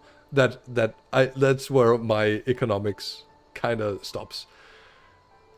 There was some interested. I start to learn. Yeah. Free market powers. It's the specific thing I'm thinking of. It's like supply and demand. That was that. Supply and demand and the basics of GDP, because of, you know, on the internet, if you are interested in any kind of geopolitics, it's like someone is like, oh, but the US is the richest nation, and then someone is like, yeah, but the GDP per capita though of this other country is really good, and so it's not as cookie cutter. And then someone is like, yeah, but the GDP per capita in the US is also huge. And that's the fun thing, because that doesn't mean the average American is actually rich. Because it's an average over all people, and because the richest people have so much money. And when I say the richest, I mean the top 20%. The CEOs and the software engineers, they make a ton of money, way more than what you can do in just about any EU country. But when you get further down the line, even if people theoretically make more than the equivalent, GDP is already a suspect measure, from my understanding. Okay, everything with economics is kind of suspect. It's like, GDP is fine to try and measure and figure out how rich a country is, but it's not the end-all be-all. What I was trying to say is, like, if you really want to measure how rich the citizens of a country is, GDP doesn't work. GDP per capita just doesn't work. GDP per median doesn't work. You need GDP per median adjusted for purchasing power locally. And that's when you begin to get an idea of, like, how much money does a person actually have. And then you compare that to how much money have they saved up. But now it's getting into, like, if you begin, like, saving up, it means you also have a culture for saving up. Some cultures in the world just like spending all of their stuff and don't have that much to saved up. And, you know, that's okay. If you're, like, in France, purchasing power is also really murky. Everything is really murky, because purchasing power has to be taken from somewhere.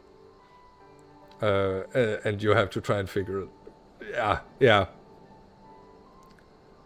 There is no like amazing solution for it, especially when you think it's like in like a very mathematical, I want a proper answer kind of way, because it's I think it's called sociology in what's the problem with power to buy what?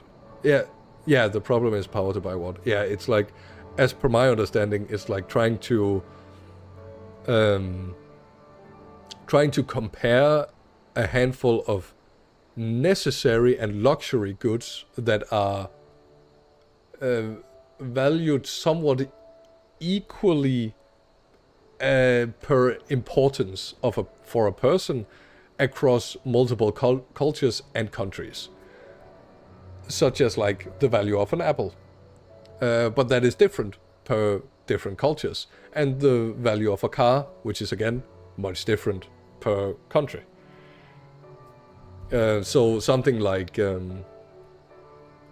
say with the spike of oil prices in the current market, countries that depend way more on oil will now have a lower purchasing power, I believe, in theory.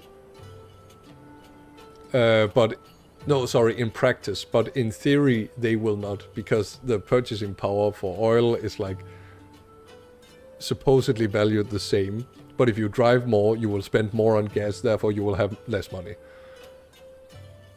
Yeah, it's a shitty system, and again, I don't know anything about economics. I'm really bad at it. I'm kind of just shitting out my mouth here. It leaves a terrible taste. What was I saying before that? Richness of a country. Oh yeah, the savings part.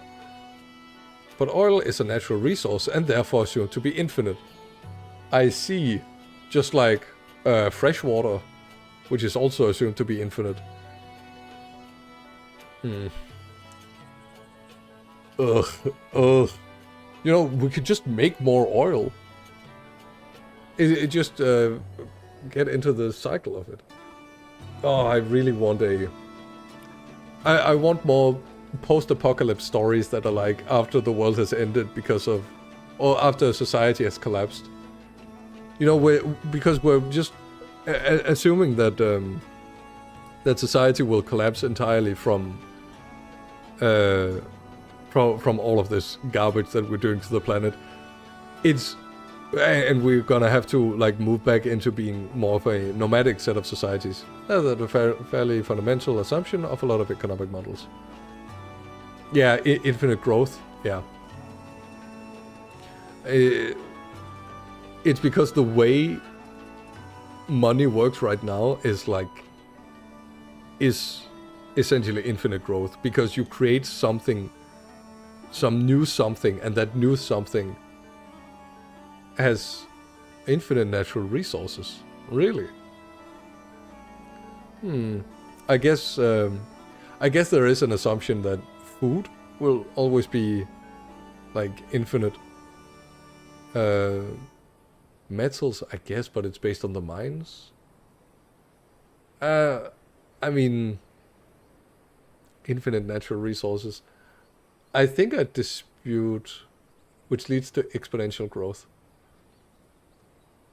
Because you can just make more. Yeah, with the when we begin valuing the new inventions more and more.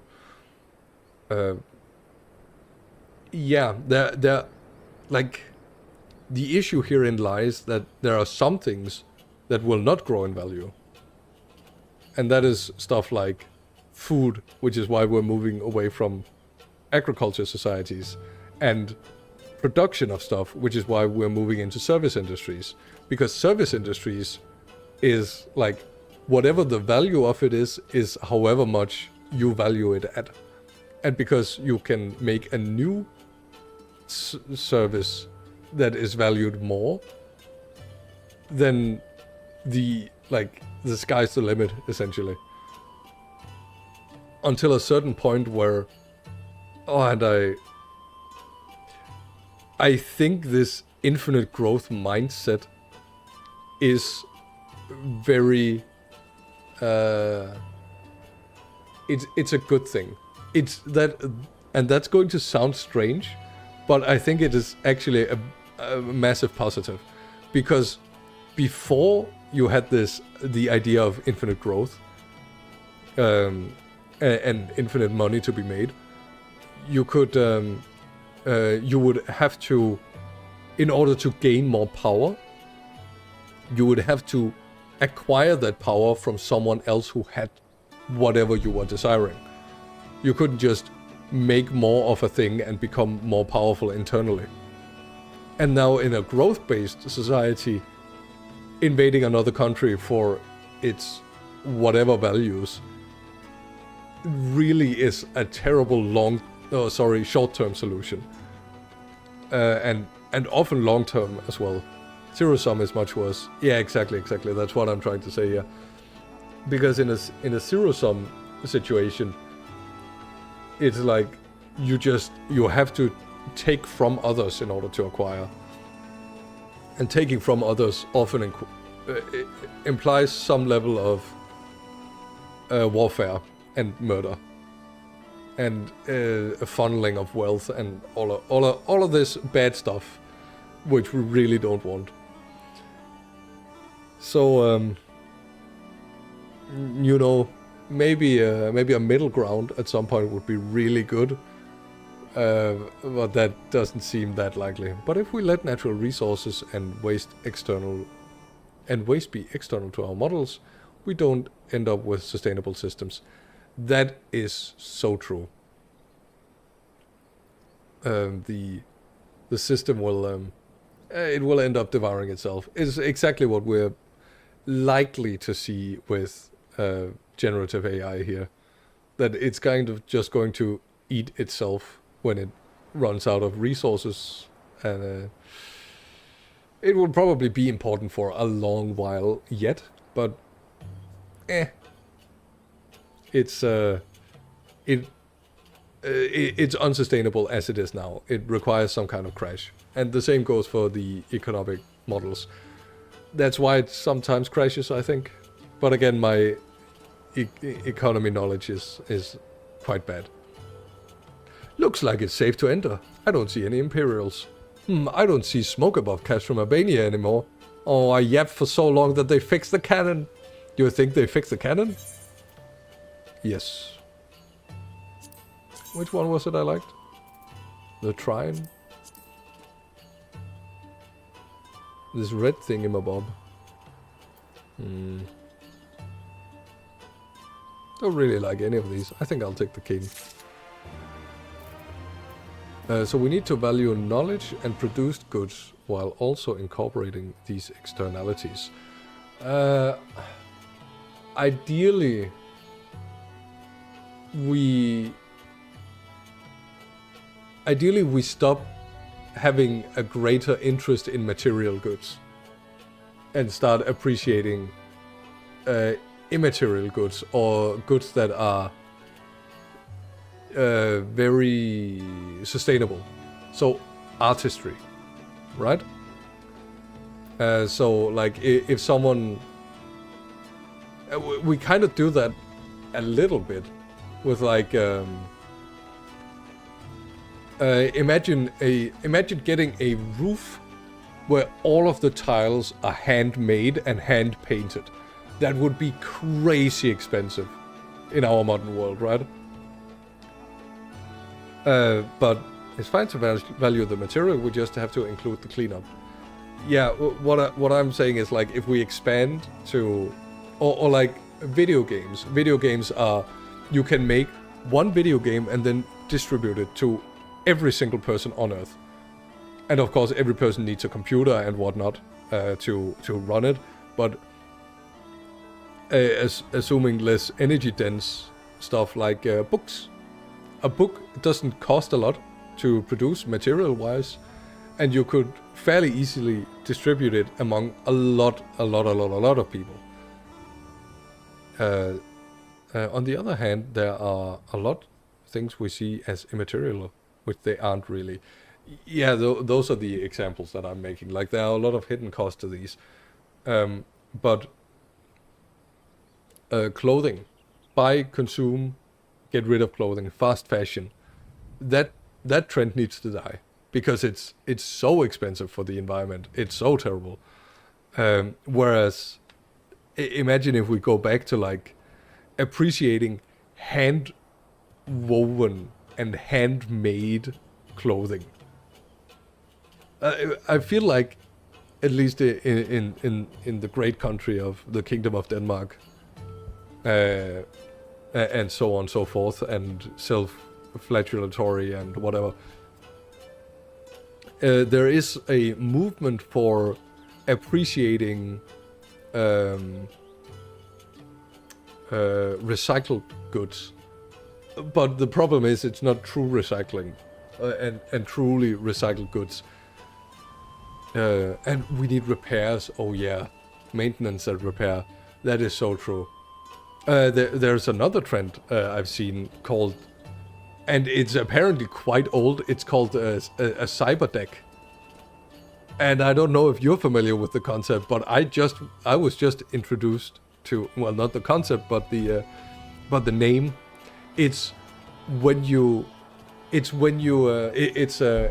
getting really popular nowadays. It's when you literally make your own computer or computing device. It can even be like making your own phone, and it's gotten really easily accessible, where you just make the not the holster, what's it called, the chamber and all of the decorations and stuff for the outside of the phone, so you can have like a typewriter phone if you really like typewriters, and then have or like maybe something a little more practical. But like essentially you make your own. I assume you are not making the chips. Not all of them. It's like you buy a Raspberry Pi, essentially. You buy a Raspberry Pi, you install Android on it, and then you get like the all of the custom parts for this is a chip reader for the for the phone, and this is the screen part, and then you essentially build it from the ground up. And of course all of the software is still necessary to get from like another vendor, because you don't make your own operating system. However, it is still like you have a full understanding of all of the material components within it, and you will replace. Then you go open source. Yeah, exactly. If you're like really hardcore, then you can try and find something open source. You can find some Linux operating system that maybe can handle your call stuff with the there should definitely be some kind of like ways around it. It's really cool. I'm happy that it's becoming popular. I did play with the idea of making my own phone as well, but then I got distracted by the streaming thing and then making a donut like Android. Wait, yeah, I haven't really been following what's happening with Android. It feels like it's getting less and less popular and respected, much like with Windows. Like, I haven't been following Android whatsoever because like I have no real interest in phones, but I have an interest in computers, like personal computers, and that's why I know about how Windows is getting worse and worse and worse over time. But I really don't know anything about what's happening with Android, only that people are like unhappy with it. I hear they're closing it down even more. Oh, that sucks. It doesn't surprise me that much. At least it seems like with the with Linux, that's impossible. Like, it's but other than that, it's just the usual Google stuff. Yeah.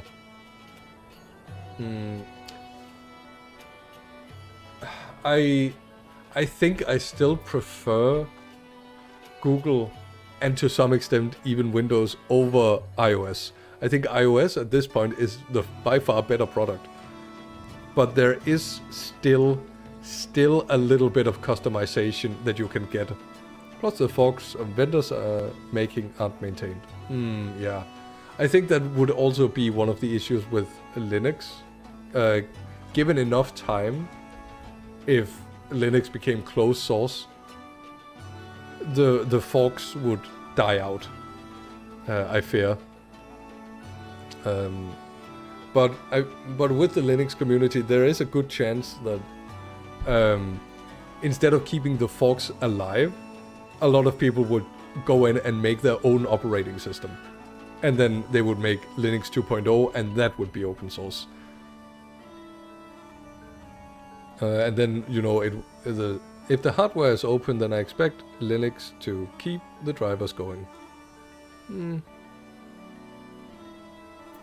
Yeah. Ooh, it's a yikes situation. What the fuck am I looking at? I'll just, you know, I'll accept this quest. Alphadot said we were looking for a Rokudan woman and that we should answer her question with courage. I suppose we should strike up conversation with every one of them until we find our contact. Let me know if you find her and I'll do the same.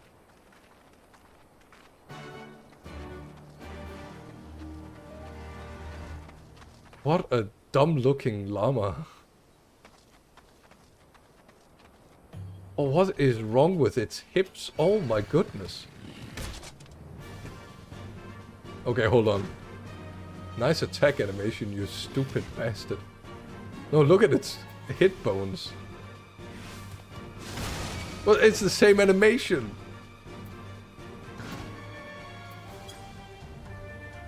What?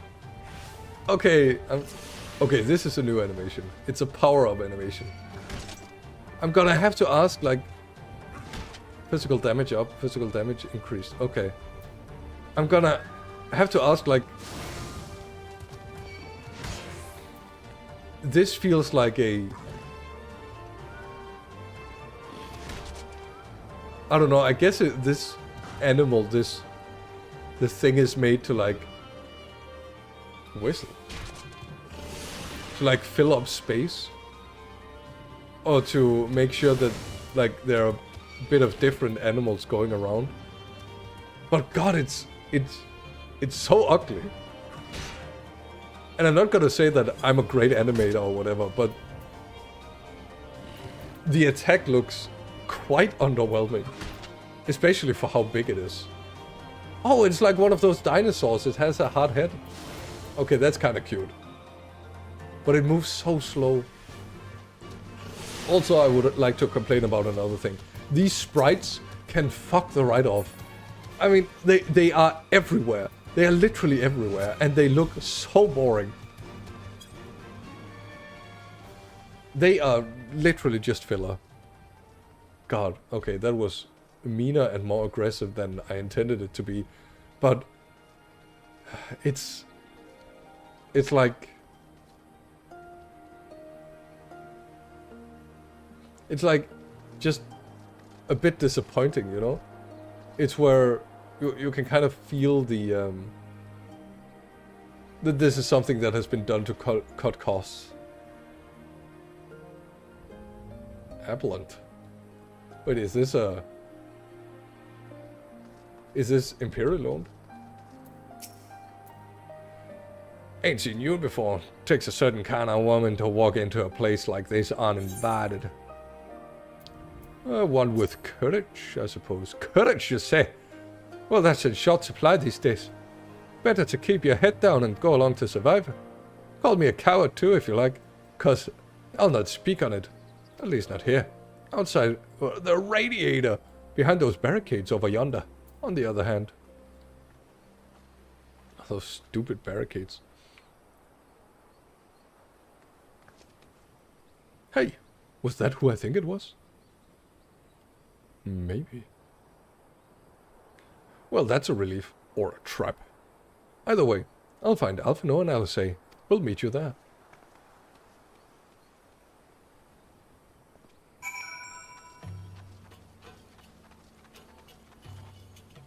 I like the plants in this area.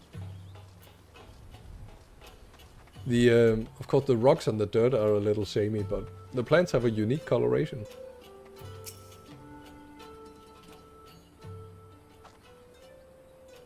Not followed, were you?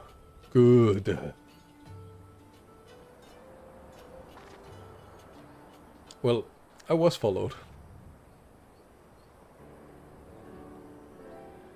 That all of you, is it? Let's get on to it. Name yourselves. We are the Scions of the Seventh Dawn, friends of Marshal Taropin. Name Stark. Stark would. The rest of you, we wouldn't be here. This is the Specula Imperatoris. Sorry, I can't help it. And the cannon, isn't it? Just so. Can you tell us what happened? I overheard the soldiers while working in the mess. The cerulean pipeline fueled and the cannon was destroyed by an unidentified male insurgent. One single-handedly single man disabled the single cannon? What a beggar. Nevertheless, that's what they said. It took a while, but they finally put up the fires out. And the engineers have been working day and night to repair it. Wish I could tell you more, but the incident had everyone jumping at the shadows. And afraid to say much more. To make matters worse, Alamigan help have been sent home indefinitely. So the cannon could have already been fully operational. We need to sneak inside Castrum Albania and ensure the cannon is no longer a threat to our troops. Can you help us? Aye, that much I can do.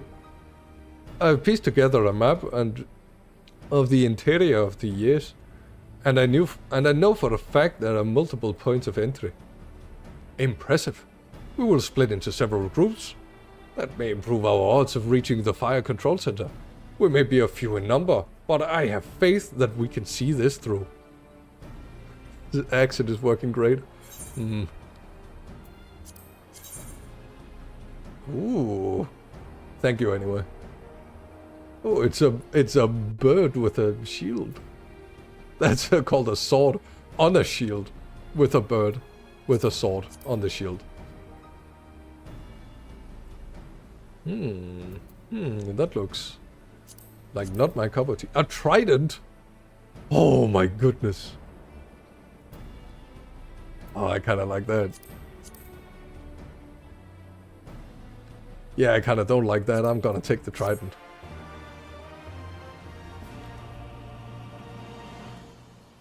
Yeah, feast your ears. It's the only accent I can do. Oh! I can't see my legs. Wait. I'm in trousers. Trousers. Breeches. Brace? Yeah, well, you know, I'll just accept the quest. We have that for which we came. All that remains is to make our preparations. Lise and her unit will make for our primary objective, the fire control center.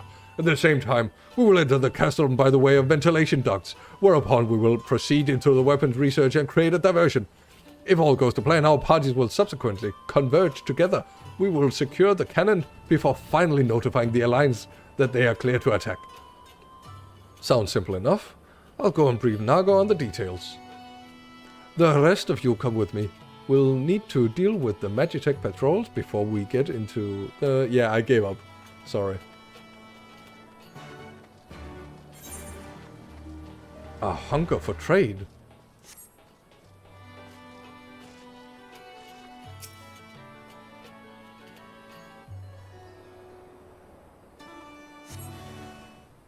A hostile presence.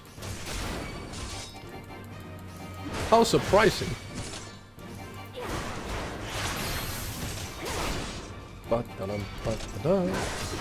Okay, so I gotta say, not really that big of a fan of these random hostile encounters. It's like if you ever played a D&D game or rather any tabletop role-playing game, and your GM is like, yeah, I straight up don't have anything planned, so here's a random encounter. That's what this feels like.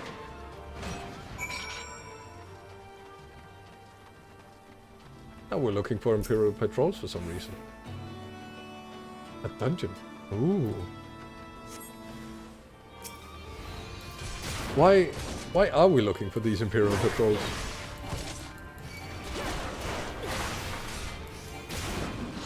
These are the questions I'll never have answered.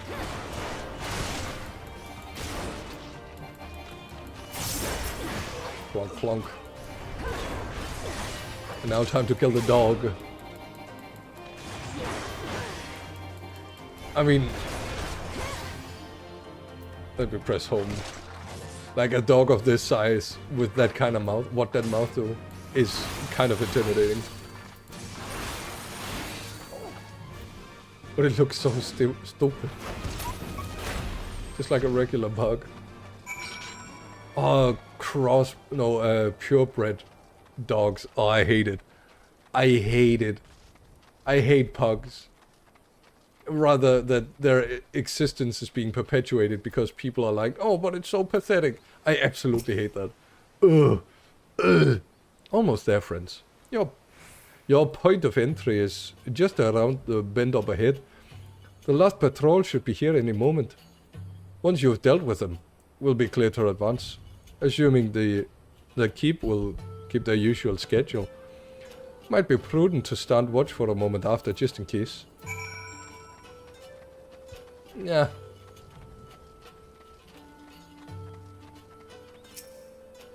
Again, infinitely well defended. God, that cannon. The Hoplomoclus. My favorite kind of under deep sea creature. And then we have the Imperial Rearguard.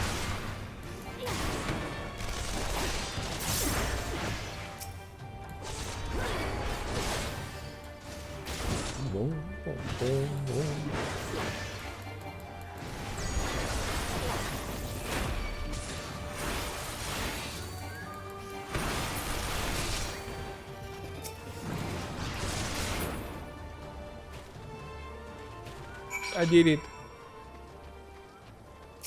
Oh, is that the ventilation dog? What the? What a Death Star looking ass. Why, I knew your lot were good, but I never expected you to defeat them so swiftly. Ivory is the finest warrior I know. Yeah, she did kill Bahamut after all.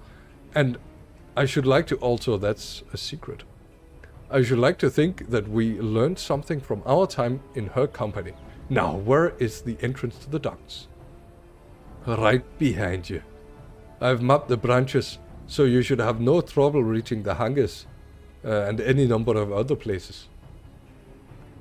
Understood. Thank you again for your invaluable assistance.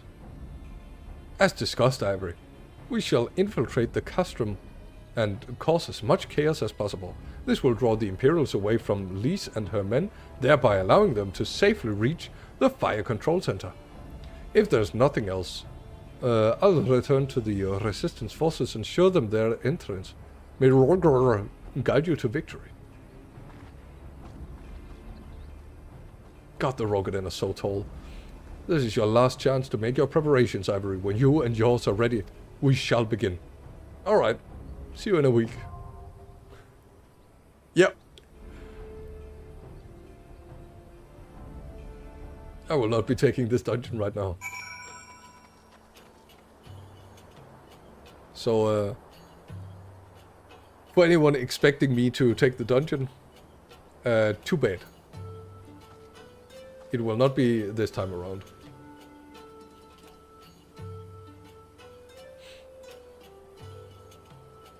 Probably for the best. Yeah, probably. So, I suppose that was that. I guess I'll keep all of these weird post-it notes about my insecurities and stuff for next time. Is there anything to end on? Oh yeah, this one. So like, I don't know about you guys, but gag reflexes, right?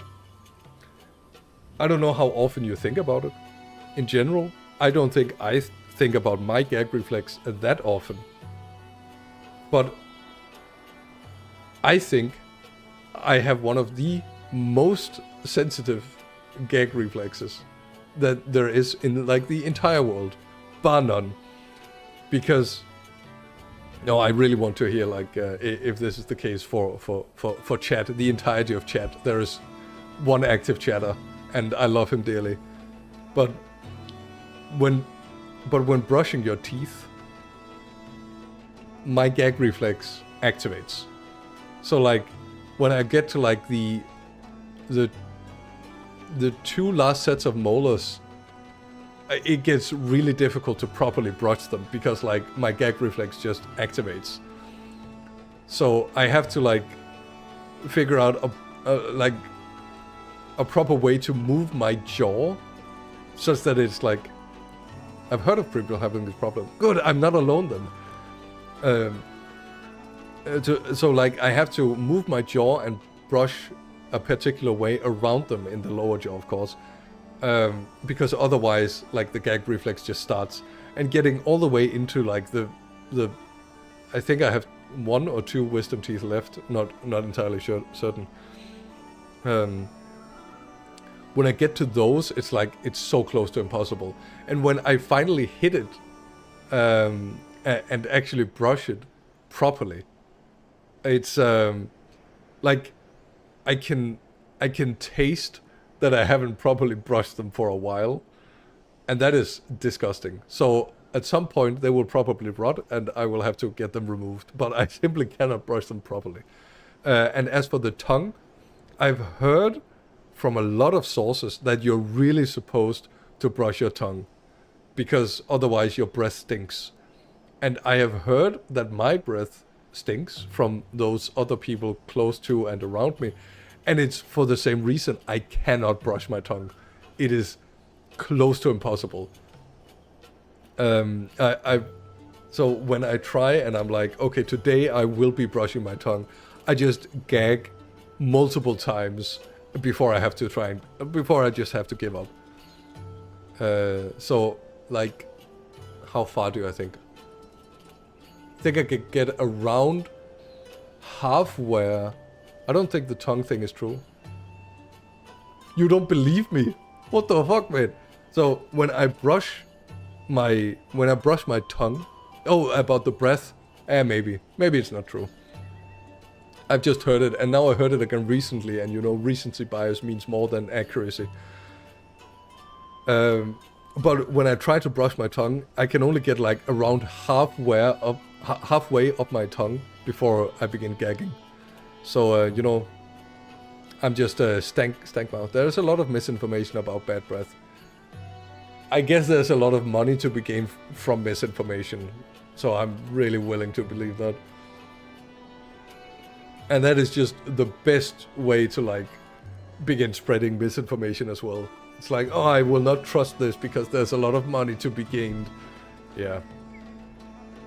Classics. Yeah, stanky breath. It's the same with like, it's a great sales pitch as people can't smell it themselves and others wouldn't tell you. I guess. I mean, I feel like it's this, but it's the same with like dietary stuff. Like with diets and food and training regimens and all that stuff, there's so much information and there's so many people telling you whatever the other guys are telling you, it's wrong. You have to do it exactly like this or it doesn't work properly. And that's like, sure, I love you. Oh, I love you too, Kami.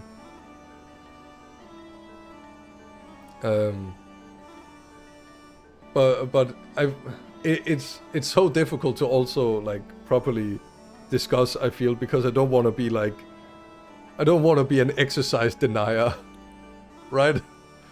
I don't want to be like, but because these exercise gurus are telling me that I have to do this kind of exercise or eat this specific kind of thing, it's just not true. It's like, it's only a few steps removed from, but the government are putting chemtrails in the frogs.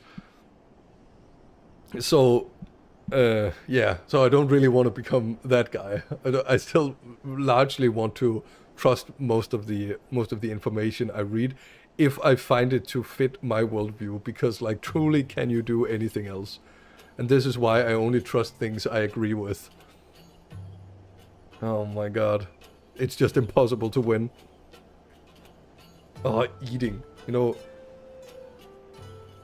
I don't know if it's a general problem for the public, but like, and I have a feeling that it isn't, because whenever I complain, the trick is to trust your doctors and dentists.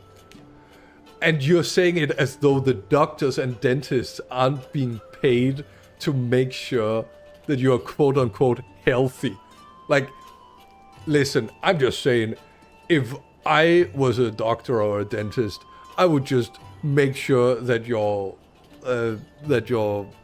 teeth were bad, so you would have to come back. That's genius. It's like with the light bulbs, you know. The light bulbs are like they stopped improving on the light bulb a long time ago because the light bulb productionists, what are they called? Producers. Figured out that if they just agreed on not innovating, then all of them could just save all of the R&D costs. And that's why the light bulbs are shit. There's some of that for sure. Yeah. It's for the doctor part, it's like you always see the odd doctor that's like that uses the credentials, the ethos of just being a doctor. That's wrong. I can't use that word in English the same way, can I?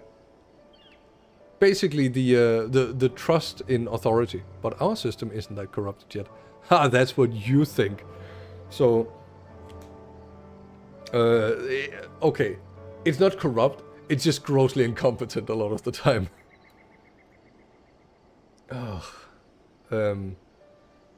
Whatever I was saying, it was not important. It was about the food, I think. Trouble, but that's something else. Yeah, incompetence is something else.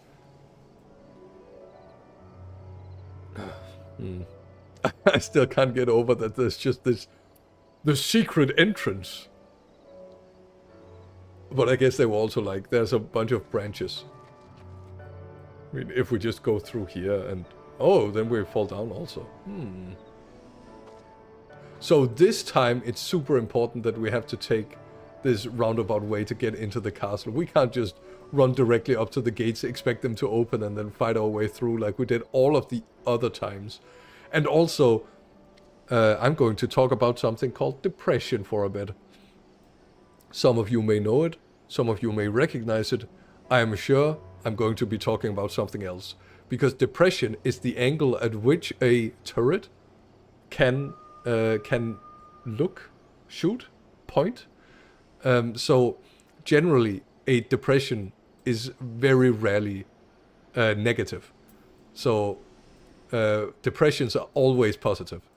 So this massive ass cannon would not be able to properly point down, like if we gathered all of our guys, like our guys and gals, if we like made sure to sneak them around the bends of these rocks so they couldn't be shot by this massive fuck off cannon, then like it wouldn't be able to get depressed enough to shoot at us.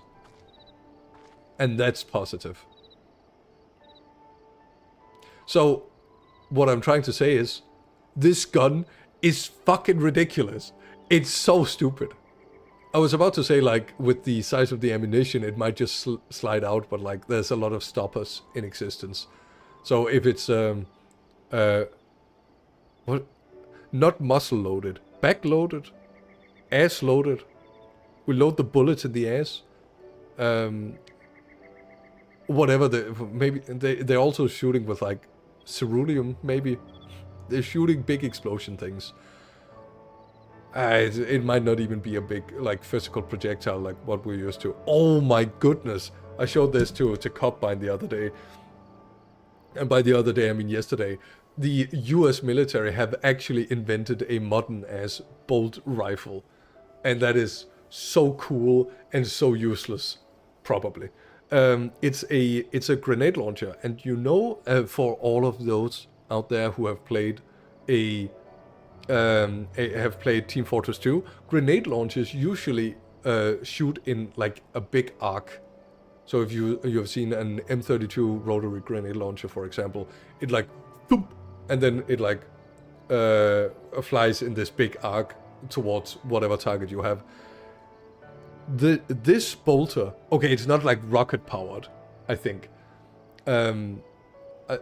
Actually, I think it could be rocket powered fairly easily because a lot of the tech is inside the bullet itself. But it's a, I think, pneumatically powered rifle that fires. I have to rewatch the video, but it seems like it's not like the typical hammer discharge thing. So it shoots a grenade in a straight arc. Well, I say straight, like even when you shoot a regular bullet, it will of course arc, but like relatively straight arc. And then it detonates on a, like, you essentially have a built-in rangefinder to define where it has to detonate within 200 meters, I think. 200, 300 meters, something like this. And it means it's really good for breach. So if you can, like, spot a window 200 meters away, you could just point this laser-guided bullshit crazy magic at this tiny little hole in this window, or in like a tiny slit in a bunker window, and then you will fire in and then explode the thing inside. It likely won't kill everyone inside, but it will like probably incapacitate them. And then it's one of the design purposes is also to destroy drones, because you can fire it at a drone and then it uses a proximity-based detection system and then explodes the drone right next to it. Perfect place for AI. It's actually a very awful place for AI, because this is a type of gun that is small enough that you'll give it to an infantryman. So you'll give it to a regular guy. Oh, there's also this other part of it that's so weird, where it's like, where they want to fire the bullet, and then once the bullet is out, it expands with like getting like 5 claws kind of things that's going to rip a drone apart, which is like, yeah, sure, it's cheaper, but it's such a ridiculous design. And the issue when it comes down to like any grenade launcher, as Tekopbine explained to me, is, because I'm not smart enough for this myself, is you have to store this ammunition. Yeah, remember to click that. And also I have to remember to make sure to have a bot so we can filter all of these like messages away. But yeah, click it. If there's anyone left, to click it.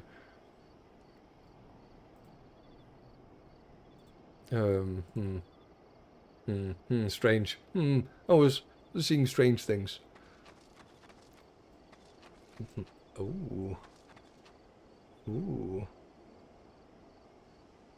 See, I've spent some time in Blender now, so now I can look at this and be like, what a nice normal map. Very nice textures. I like these textures. Yeah, and also they're making like for light vehicle anti-tank rifles for these straight arc firing things.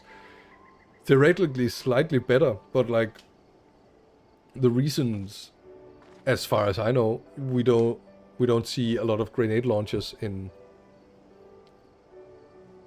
Yeah.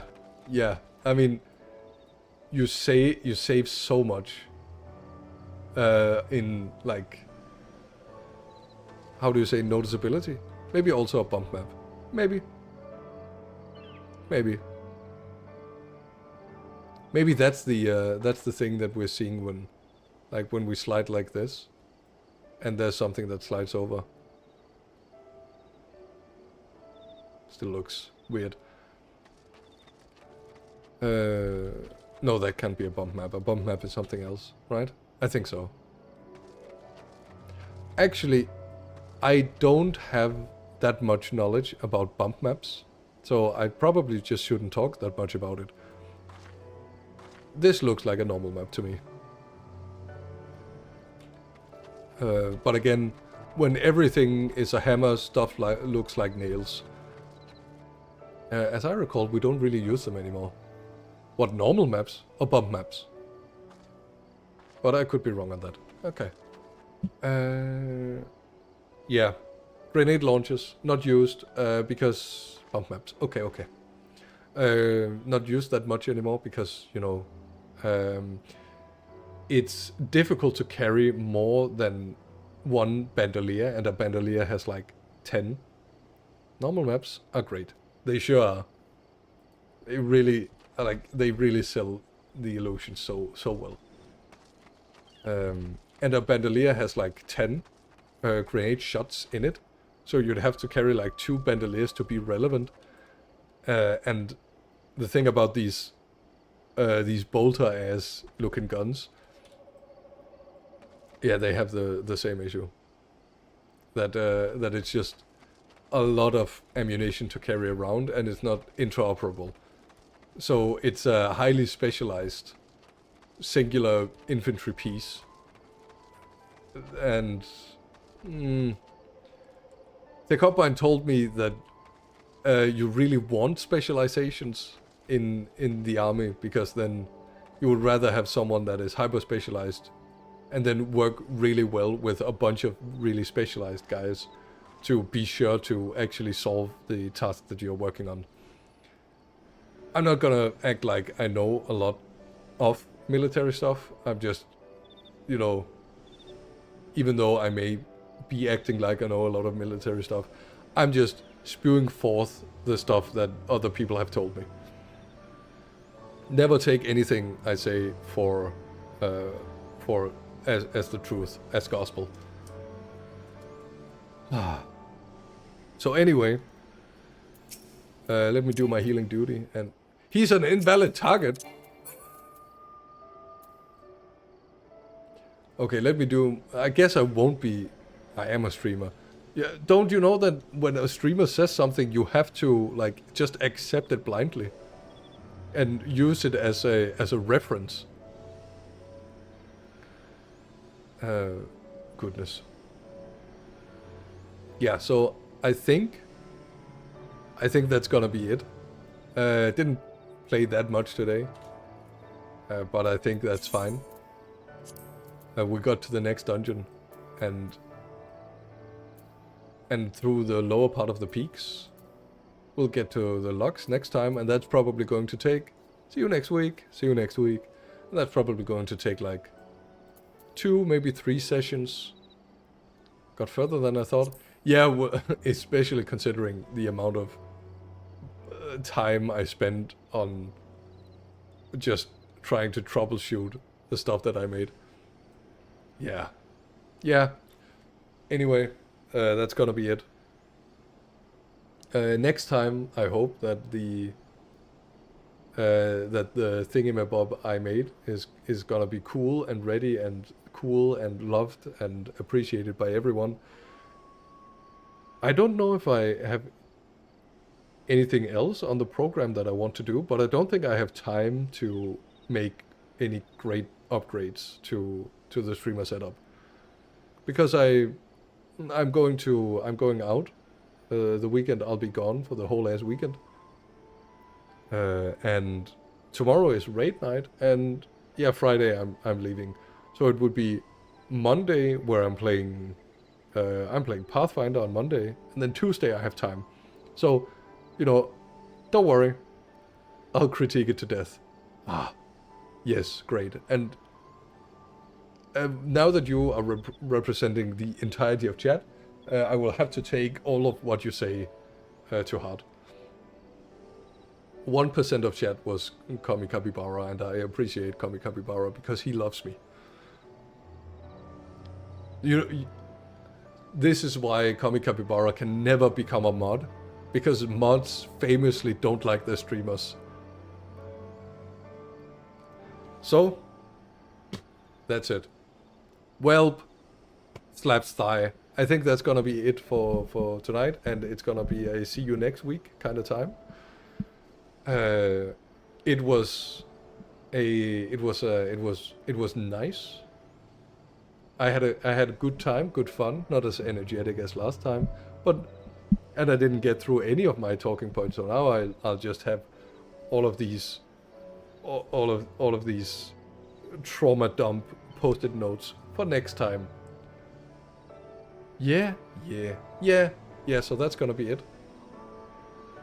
Bye bye, and have a good time. And I guess I'll stop the streaming stuff. Stop recording, and I'll hit the stop